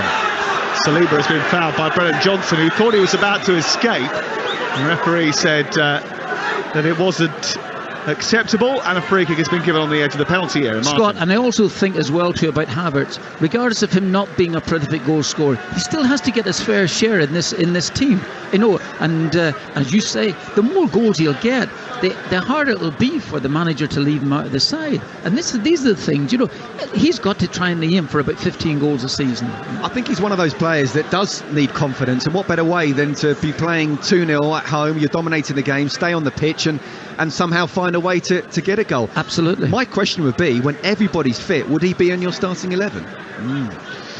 Here is Martinelli picking the ball up left-hand side for Arsenal. Back to Tomiyasu, and he plays it into Saliba. And once again, they look to build up Nottingham Forest with 5 defenders in a line, defending their goal away to our left, and then their sort of 3 midfielders and the 2 youngsters, Gibbs White and Johnson, are the ones that are the attacking outlets. Arsenal have won it back high on the edge of the penalty area. Havertz was the one who did that, and then Martinelli dispossessed by Bolly, and then Yates runs the ball out on this near side. It's going to be a throw in to Arsenal inside Forest territory. Wants the ball back quickly, Martinelli. Doesn't get it back quickly enough, and then eventually it's thrown in by Mikel Arteta. 23 minutes to go before the conclusion of the game, and Arsenal leading here. Saka, who scored such a brilliant goal, arcing it in from the right-hand side, moving on his left foot and bending it into the top corner. It was terrific, it really was. And that moment standing out as the highlight of the game so far. Tomiyasu has replaced Jurriën Timber at in the Arsenal defence after the new signing was injured. A couple of changes incoming here for Nottingham Forest, and they are going to bring on Taiwo Iwonyi, who has a terrific goal scoring record recently. He's looking to do something that no other player has done since Dwight York, and score in 5 consecutive appearances. Ball out over on the right hand side. It's collected by Saka and then moves up towards the edge of the penalty area. He goes out towards the right side and it's shuffled behind and away for a throw into Nottingham Forest. And it might have gone out for a throw into Arsenal over on the far side. Yeah, interesting that statistic, isn't it, on Taiwo Iwonyi. He got the opener in each of his last 4 Premier League appearances. Only Dwight York has ever opened the scoring in 5 consecutive Premier League appearances. So if he can, well, I don't think it'll count as an opener if he comes on the scores here because they've already got 2 goals. But if he gets the next goal, that's still some feat, isn't it, of being on the pitch during that situation. Certainly finished the season in fine form. Here's Ødegaard, who did 2, picking the ball up from the right throw in. He turns, gets it onto his left foot, tries to shoot it towards goal. It bounces off the defender and then it's run away by Aurier. Danilo takes over for Nottingham Forest. He moves upfield, lovely bit of skill to take it beyond Rice and then plays it out towards the wide left and Gibbs White. Now collected by Mangala, who switches it to Ola Aina. Aina approaching the edge of the penalty area for Forest. A left-footed shot in towards the near corner, and Ramsdale wasn't certain. Took a deflection on the way through. I think that's gone out for a corner to Nottingham Forest. Their first of the game, Martin. A bit better by them anyway, at least. And that just why not, Sam? I know that we've said this here that so often, just have a go. And it's at that stage at this moment where Arsenal are so comfortable that a goal at this stage there would unnerve them. There's no question about it. Absolutely, and that's something that Steve Cooper is hoping to capitalise on with the introduction of Williams and Iwonyi here, as the ball is about to be delivered into the box by Morgan Gibbs-White from the far side. His left hand goes into the air. They're crowding Aaron Ramsdale's goal, and Rice has got to be careful. It's zonal marking. It goes in towards that near post, and Tomiyasu stoops and heads the ball behind. A second successive corner for Nottingham Forest. Yet to really have a shot on target in the game here. Trailing by 2-0 with 20 minutes to go. Another corner. This time Gibbs White in front of those Forest fans will look to try and put it into a better area, I think, than the last one. Right-footed, it comes in. It's higher and in towards that near post, and it's missed by Ramsdale. Flashes through the 6-yard area, and it goes behind and away for a goal kick, and he gets away with it, Scott. Great ball in, really was. The first one was a bit of a marker. The second one, it came in as so many players, Arsenal as well as Forest players around Ramsdale. He can't get anywhere near it. He was having his shirt pulled quite badly by Scott McKenna there to pull him down. Well, you know, VAR might well have got involved if it had gone in the back of the net, but it's been a lot better. But Martin was saying what you're looking for Forest to do to somehow get into the game. They're being a bit more aggressive without the ball. They're trying to play a little bit further up, so if they do win the ball back, they don't have to go 80 yards to try and get a chance on target. It's only 40 yards now, but they have looked better, you have to say, in the last 5 or 10 minutes. And again, you know what Martin said, 2-0, and they've been absolutely so comfortable. 2-1, players and fans around here will start to get a little nervous. Nerves jangling. 2 changes then, Ola Aina off, also off Danilo, and on comes Taiwo Iwonyi and Nico Williams, who's gone straight out to play at left back. Nico Williams. So it'll be interesting to see how Nottingham Forest shape up now, and whether or not they push an extra body into that forward line. It'll be Iwonyi, I think, playing down the centre, and Johnson and Gibbs-White will now flank him, Martin, I think. I think you're right, Sam. I think that's exactly what they'll do. Gives them just a little bit more presence up top. Someone maybe who can hold the ball up and physically occupy the likes of Saliba and Ben White. who has the ball now inside his own half. They still have that flat back 5 on the halfway line. Ramsdale trying to clear, blocked by Brennan Johnson, and he's hurt himself in the process of blocking that shot, and as a result there's a delay to the restart, and he will now need just to be looked at to make sure he's okay. Water bottle thrown on for Ryan Yates, and he then drops that, spills it. Has he hurt himself as he slid there? Johnson, he's back on his feet now. Let's go round our grounds in the Premier League and get a quick preview. We are delayed here today, half an hour, because of the difficulty with ticketing getting into the ground. Eddie Nketiah is being replaced by Leandro Trossard, who was once at Brighton. Let's go to Brighton now, the Amex Stadium. Brighton against Luton, who are back in the big time for the first time since 1992, and Talksport's Alex Crook is there. And a trio of debutants for Brighton: James Milner, Mahmoud Dahoud and record signing João Pedro all start. 6 of Luton's summer signings are in their starting 11. Kaminsky, Anderson, Kabore, Nakamba, Chong and Giles. It's Brighton against Luton. And Goodison Park is the venue for Matt Jones and Trevor Sinclair, and it wasn't the best place to be in terms of entertainment last season. Will it be better this year, Matt? Fans up here certainly hope so, but there haven't been too many signings for Everton this year. That hasn't alleviated fan frustration, and just one debut for Everton today. That's Ashley Young, who slots in at left back for Fulham. There's no Alexander Mitrovic. He's only on the bench amid speculation of a move to Saudi Arabia. Marco Silva, though, does hand the debut to Raul Jimenez. Oh, the cupboard looks threadbare at Bramall Lane. Mickey Gray and Alan Briggs. Yeah, 2 of Sheffield United's best players have been sold. Both these clubs, frugal spenders, Crystal Palace as well. The difference is those players Sheffield United have let go. A focus today on the new ones. Benny Traore starts. 4 signings are on the bench. Palace have new signing Jefferson Lerma in from the start in a lineup little change from the end of last season. It's 8 of the same team today. Sheffield United versus Crystal Palace. Still 2-0 between Arsenal and Bournemouth live. Arsenal and Nottingham Forest live on Talksport. Down to Bournemouth in just a few moments. That's one of our featured games in the Skyback Championship. We're at Birmingham, at Watford, at Southampton, Huddersfield, Ipswich and Preston. We'll keep you up to date with that throughout the course of the afternoon. All the goals as they go in from up and down the country in the Premier League. Game day live returns just after 3 o'clock when we finish here.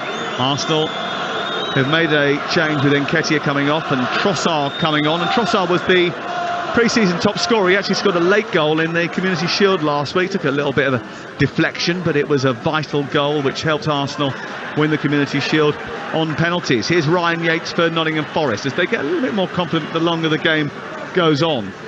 Williams takes it down the left, but immediately across goes Partey. Odegaard brings it upfield. There's space to run into now for Arsenal, which is a worry.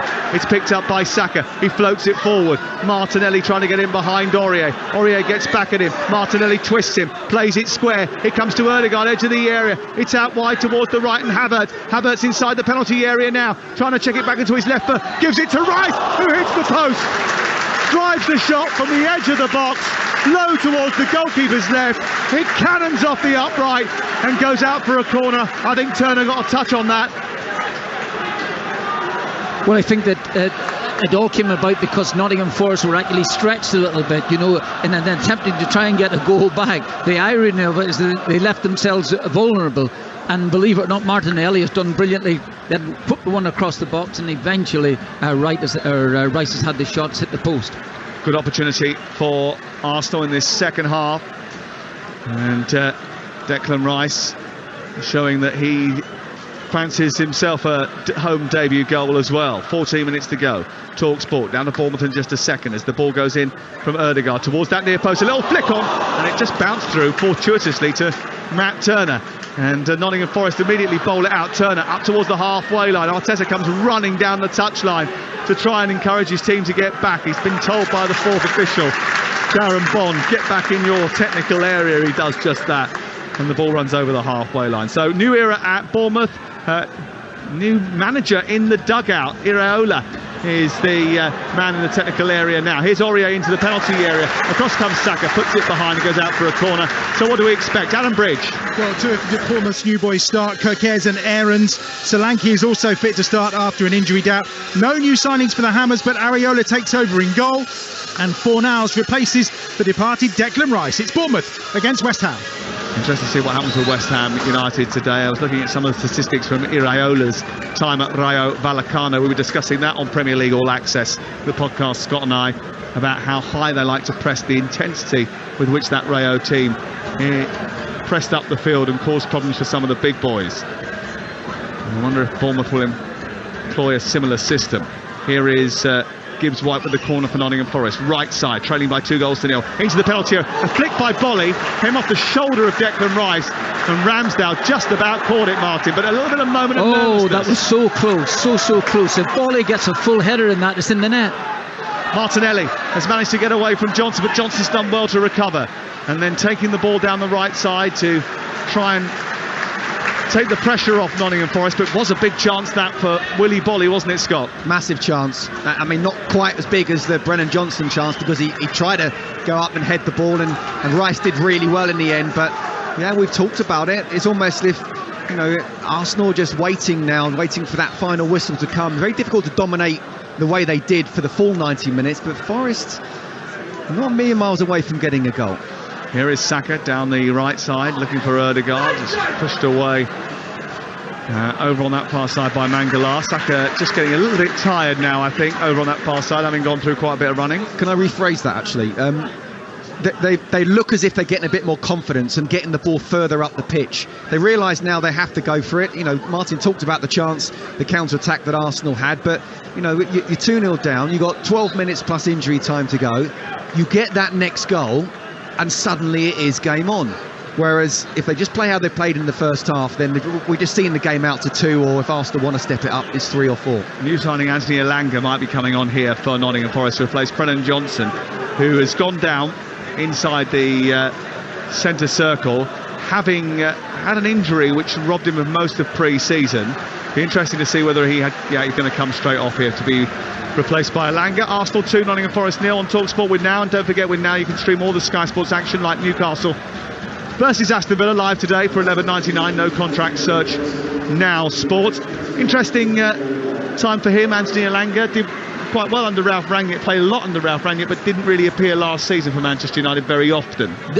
Absolutely, Sam. I thought he looked as if he had a career ahead of him there, particularly, as you say, under the stewardship of the what I would call the supply teacher, and at the time.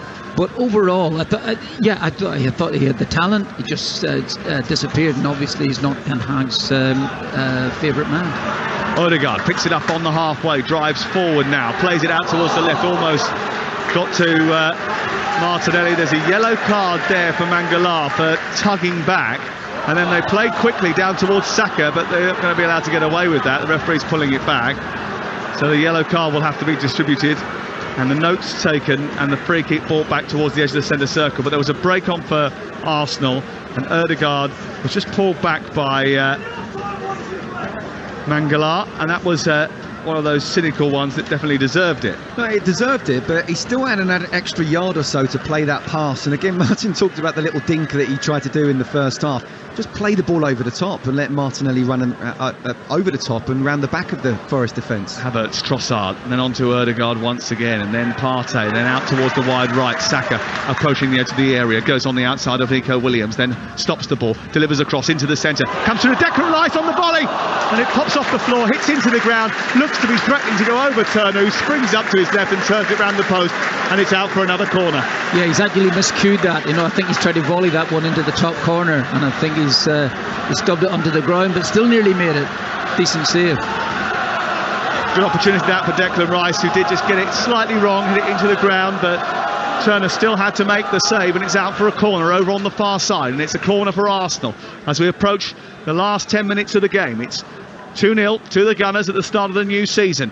A left-footed crossing towards the near post. It hits the defender, who's rather, I don't know if he was too keen on getting involved in that with his head, and ended up hitting his body, and it's half cleared by Nottingham Forest, who then race up the field and it's sent down the left by Elanga, who's running into the box. He sends it centrally. Awoniyi is there inside the 6-yard box, and Nottingham Forest are back in it.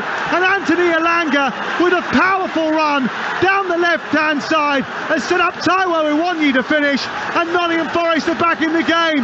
The Emirates is stunned. A counter-attacking goal. Moments ago, Arsenal had a corner at one end.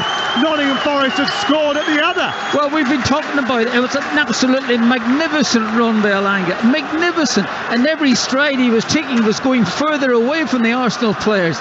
He's put this ball across the box. It's a goal. And suddenly there's a game on here with what? How long have we got left, Sam? Who knows? 7 minutes. How have we got a game on here? I know. This should be 3 or 4 really, Yeah. but you know, this is what always can happen when you're 2-0 up. I mean, people say it's a bad scoreline. It's not. Give me 2-0 every day of the week to start a game, but you can be, you know, lulled into a false sense of security. And it was brilliant because it wasn't just the pace of Elanga, but it was Awoniyi as well, who Ben White had to be careful with. So he dropped deeper to watch the Awoniyi run, which meant that Elanga was able to just make his run as well. Well, they've got a threat about them now. Nico Williams has sent Elanga away once again, and he's centred the ball, and it's hit by Morgan Gibbs-White, and it's not too far away. And the Nottingham Forest fans over on the far side are starting to believe that there's something in this for them. And all of a sudden, that relaxed social club sitting with a pint of beer in the sunshine atmosphere amongst the Arsenal fans has dissipated, and now all of a sudden they're a little bit angry. I bet you the Nottingham Forest fans over in that far side are probably thinking, why were these substitutions not made about 10 or 15 minutes ago? But your point, I think sometimes you think, well, we're not going to get smashed now in the game, so maybe it's the time to put them on. But what a job they've done so far. Yep, well, 2-0 down. It's now 2-1, and there's only 6 and a bit minutes to play here on Talksport. In a game delay because of ticketing issues, Arsenal firmly in control, absolutely running the show, and now all of a sudden it's Nottingham Forest who have got a threat and a chance in the game that they should never really have had. Problem here in midfield. Mangala has gone down. Arsenal play on, and they've got a number over. Martinelli picks it up, moves to the edge of the area. Wasn't fouled by Ryan Yates. Referee says play on. Then Saka goes down. Referee says get up. Rice continues, plays it square. Partey out to the right side, collected by Ødegaard. Everyone on their feet now. Havertz inside the area. Right-footed shot from a tight angle, blocked by Worrell. Bounces out to the far side, and Havertz keeps it in play. Ødegaard, right apex of the penalty area, trying to turn away to get some sort of ability to get the cross in.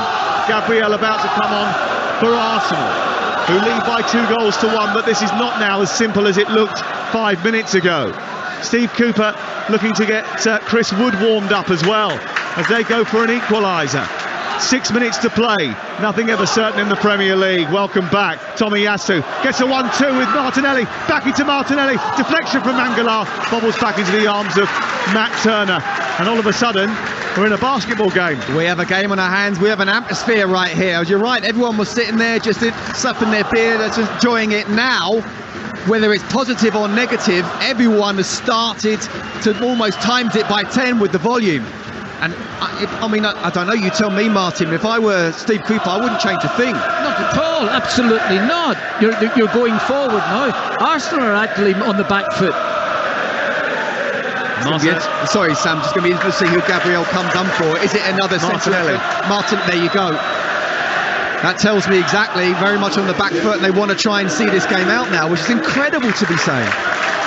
I think that means that Havertz will go up top, Trossard will come out to the wide left, Gabriel will go into the centre-half position alongside Saliba, White to right back, and Partey into midfield to stiffen things up alongside Rice. It's the kind of formula that you saw from Arsenal a lot last season. Throw in on this near side, Bolly to take it. He's got a big, powerful throw, I think. Willy Bolly is going to launch this towards the edge of the penalty area. They're going to look for the second ball.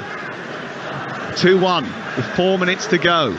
Thrown in, down towards the right, away by Rice, back in by Mangala, up into the air by Yates, forward by Tomiyasu, one again by Forrest. Awoniyi tries to centre it, and then there was a foul there on Yates on the edge of the penalty area by Trossard. The referee says no, play on, and then Havertz wins a header with Worrell, and the ball goes back through into the Nottingham Forest half, and it's picked up by Turner. Yates can't believe he didn't get a foul there on the edge of the box. He's complaining to the linesman on this near side. Forest have the ball inside their own territory. Worrell to Bolly and then past the press and into Mangala. One back by Ødegaard though, does well, and then lovely skill by Trossard. Havertz, Ødegaard, back to Havertz inside the area. Low ball in towards Saka, a little back heel through his own legs, and it's picked up by Matt Turner. Needed a more purposeful finish, Martin O'Neill. Here's Elanga on the right-hand side though, picking the ball up for Forest. He's made a difference with his powerful run into the box, which set up the goal. Not a great pass forward, given straight to Partey, and it's back with Arsenal once again. 87 minutes gone. We're going round the grounds very shortly, live on Talksport. Mikel Arteta causing problems again on the near touchline, trying to get his team to stop from dropping deep, Martin. Incredible to be saying that. It's absolutely right that Arsenal now find themselves without the ball for a start, can't seem to get it, and when they do have the little chances, they're unable to put Nottingham Forest away. Football, eh? What a game. So 2-0 and cruising, cigars out, everyone's having a lovely day in the sun. All of a sudden they bring on a substitute, Nottingham Forest. Elanga runs from one end of the pitch to the other, centres the ball to Awoniyi. He scored for the 5th game in a row, by the way, for Nottingham Forest. He called it. And it's 2-1, and it's pressure for Arsenal to deal with right at the end of the game.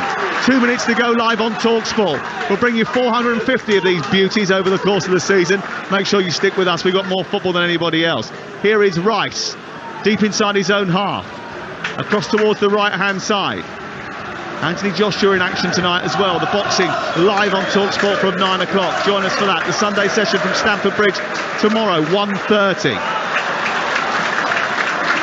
Here's Rice again, deep inside his own half. Monday Night Football is Manchester United against Wolverhampton Wanderers. Danny Murphy, Adrian and I will be at Old Trafford. Looking forward to that. What a cracking match that will be. Gary O'Neill in charge of Wolverhampton Wanderers. Here is Rice, Partey. Arsenal slowing the game down and trying to keep hold of possession here. Works wide. Saka takes it on.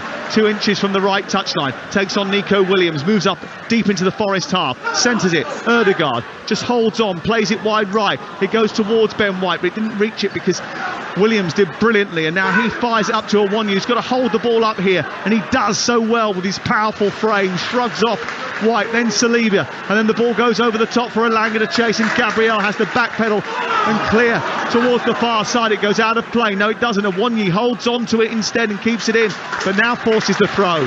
And Steve Cooper just says, wait, don't make those substitutions yet. Not yet. We've still got a few minutes to go. Now they're going to do it.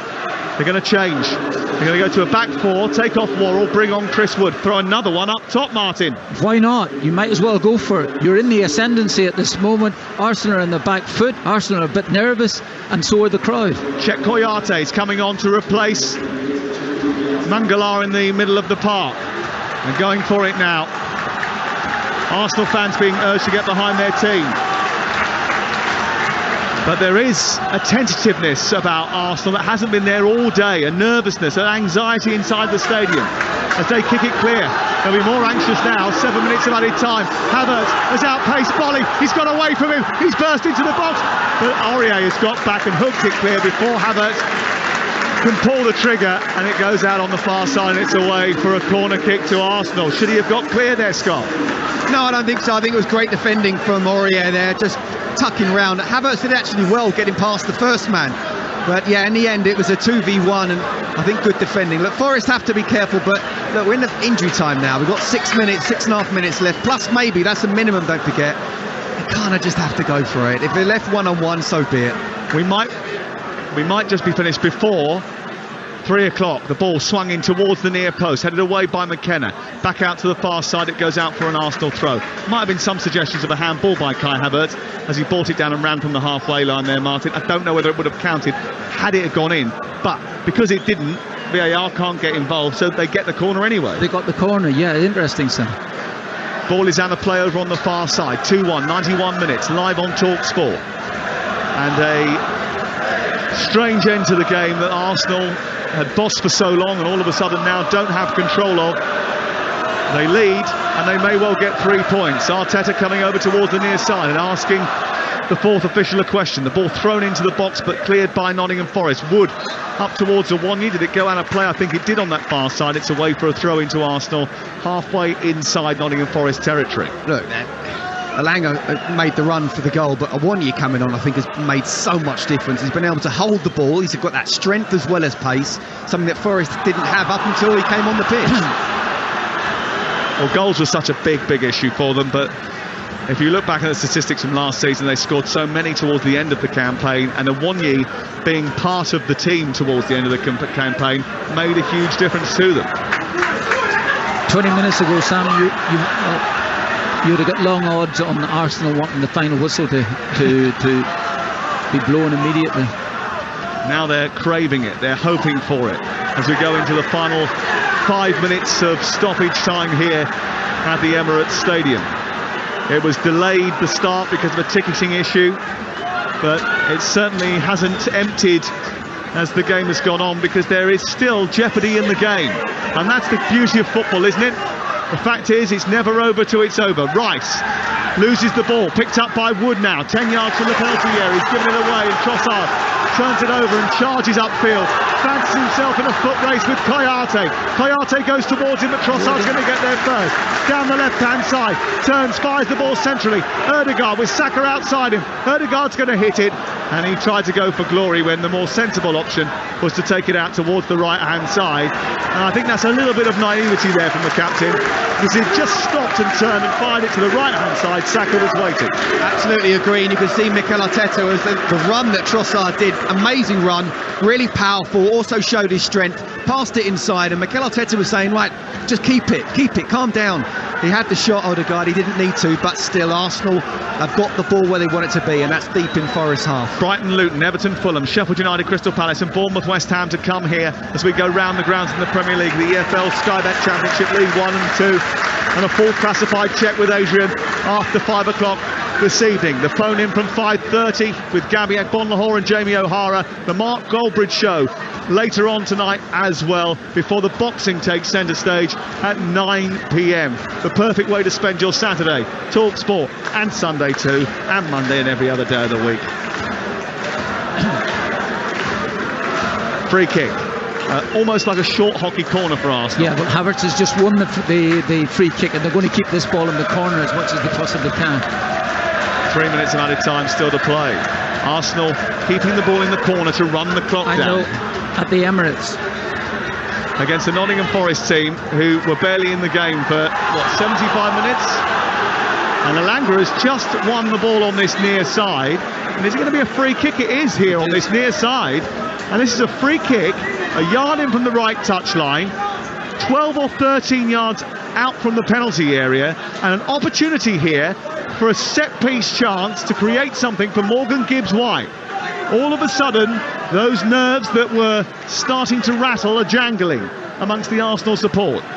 One bit of quality here, and the Arsenal defenders are facing their own goal. All right, Gibbs-White to deliver the ball into the box. There's a little bit of a connection inside the area. The referee says play on. It comes back to Koyate, who turns, swivels, hits the ball, and it goes out of play. And there's a problem here for a man on the ground. I think it's Saka, who feels he's been stepped on here. And it's going to be a free kick inside the 18-yard box to Arsenal. Well, first of all, he was pushed to the floor by McKenna, and then he was stepped on with the right foot on his shin, and he's not happy about that, Bukayo Saka. But it just delays proceedings a little bit more for Arsenal, who lead by 2-1, took the lead after a goal from Eddie Nketiah, a good bit of skill by Martinelli. Certainly came off whether it was supposed to be like that or not. And then a goal from Saka of pure quality, no doubting the quality and the intent behind that. And then they settled into the game, they relaxed, they started to get their flip-flops on and their summer shorts and stroll around thinking that the job was done. But in the Premier League, the job is never done. And they've been pushed all the way to the 96th minute of the game, Scott Minto. Sounds like you in Greece this week. Yeah, the job's never done. Here is Yates trying to get away from the pressure, and he's won the free kick again from Declan Rice behind him, and the free kick given just short of the centre circle. Matt Turner's going to take this, and he's going to come right out of his goal, and he's going to launch this forward. They'll get it up to Bolly, who's gone through the middle. Awoniyi's in there, Alanga, Chris Wood, all aerial presence. Koyate, who's come up and to cause a bit of chaos. It's aimed in towards the right-hand side. McKenna heads it down, but it's Ødegaard who picks it up, and now Arsenal can run it clear. Trossard on this near side. Plays it back to Tomiyasu. High into the air it goes. Runs down the left-hand side. 2-1 Arsenal lead in the game here. And it's sent back by Gibbs-White to his goalkeeper, who had to scurry back into his 6-yard box as it was heading into the goal. He's now playing centre-half, by the way. Yeah. Goalkeeper's come out. Send it long, down the right-hand side. Bolly loses it. It's Orio gets the connection on. Koyate gets there first. Arsenal second to it at this moment in time, but they've now won it back, and Havertz with a 4-on-3 situation breaks away for Arsenal. 97 minutes on the clock. Down the right side is Saka into the area. Havertz goes back into the middle. It goes back to Ødegaard, left-footed towards the far corner, over the top of the crossbar. Still 2-1. Martin O'Neill. Well, that might see it through, but honestly, it seems crazy. But if I'm Arteta, I want Arsenal to run that ball into the corner flag. It sounds crazy to say that there with 2 minutes to go at the Emirates against a Nottingham Forest side that they had put to the sword in the first half. It's not, Martin, it really isn't. Yeah. And again, they should have just passed it until the referee's whistle come. Now they're giving Forest an opportunity again. Yeah. Well, it's the Premier League. The entertainment never stops. They want the whistle. 97 minutes, 49 seconds on the big clock. They won't leave, the Arsenal fans. Some of them have come up the gangway here and are just congregating over on this near side, waiting for that whistle to be blown. And there is a sense not only of joy, but of relief. Because Arsenal have gone over the line, a game they dominated, they had in the palm of their hands for so long, but Anthony Elanga and Taiwo Awoniyi came off the bench to influence proceedings and turn the tide in Nottingham Forest's favour. Closing thoughts from Martin O'Neill. Well, absolutely staggering, Sam. Staggering, a staggering last 15-20 minutes of the game. So comfortable were Arsenal. We were talking about perhaps maybe trying to get a third goal. They definitely went to sleep. There was a lot of careless passing going on when they were in decent positions. They looked as if they were seriously comfortable, no real problem whatsoever. And then suddenly Nottingham Forest make a couple of substitutions. Elanga makes an unbelievable run, considering it was Arsenal's corner kick. They get the goal back there, and Arsenal have finally hung on. They've hung on in a game that they were so comfortable in. As you said earlier, Sam, football. I have never seen a game, I don't think, where one team's so comfortable for so much of it and yet so uncomfortable at the very end. But you know what? The bottom line is Arsenal got the win. 3 points. Premier League, box office. That's why the tickets are sold and the stands are packed. Eventually, we had a delay here because of ticketing, but in the end, it was a game that didn't disappoint, even if Arsenal were hanging on at the end. It finishes Arsenal 2, Nottingham Forest 1. Sam Matterface, Scott Minto and Martin O'Neill, thank you very, very much indeed. Well, I'll tell you what, despite that delay, what an entertaining game we've had here at the Emirates. Sam said it in commentary, didn't he? Everyone was so relaxed in that second half before those inspired substitutions from Steve Cooper, which turned this game on its head. An exciting closing few exchanges there in this match here at the Emirates. Nottingham Forest's woeful away record continues. Last season they picked up just 8 points on the road. It hasn't started well this season, but plenty of positivity to take from those final few moments in that game, because Nottingham Forest can play football, and they've got a very decent manager at the helm as well, who'll surely be able to build on this throughout the course of the season. But the points today go to Arsenal. They are off the mark. They have their sights on that Premier League title. It's 20 years since the Invincibles began that campaign, unbeaten all season and winning the title with them right at the end. That is what Arsenal want to do, having come so near and yet so far last season. They are off the mark. 3 points for Mikel Arteta and his men. That's it for us here at the Emirates then. The 3 o'clock matches are now underway. Bournemouth versus West Ham United is live over on Talksport 2 right now, while here on Talksport we will be taking you around the grounds with all the goals as they go in the Premier League and the EFL with the fantastic, my colleague Adrian Dunn.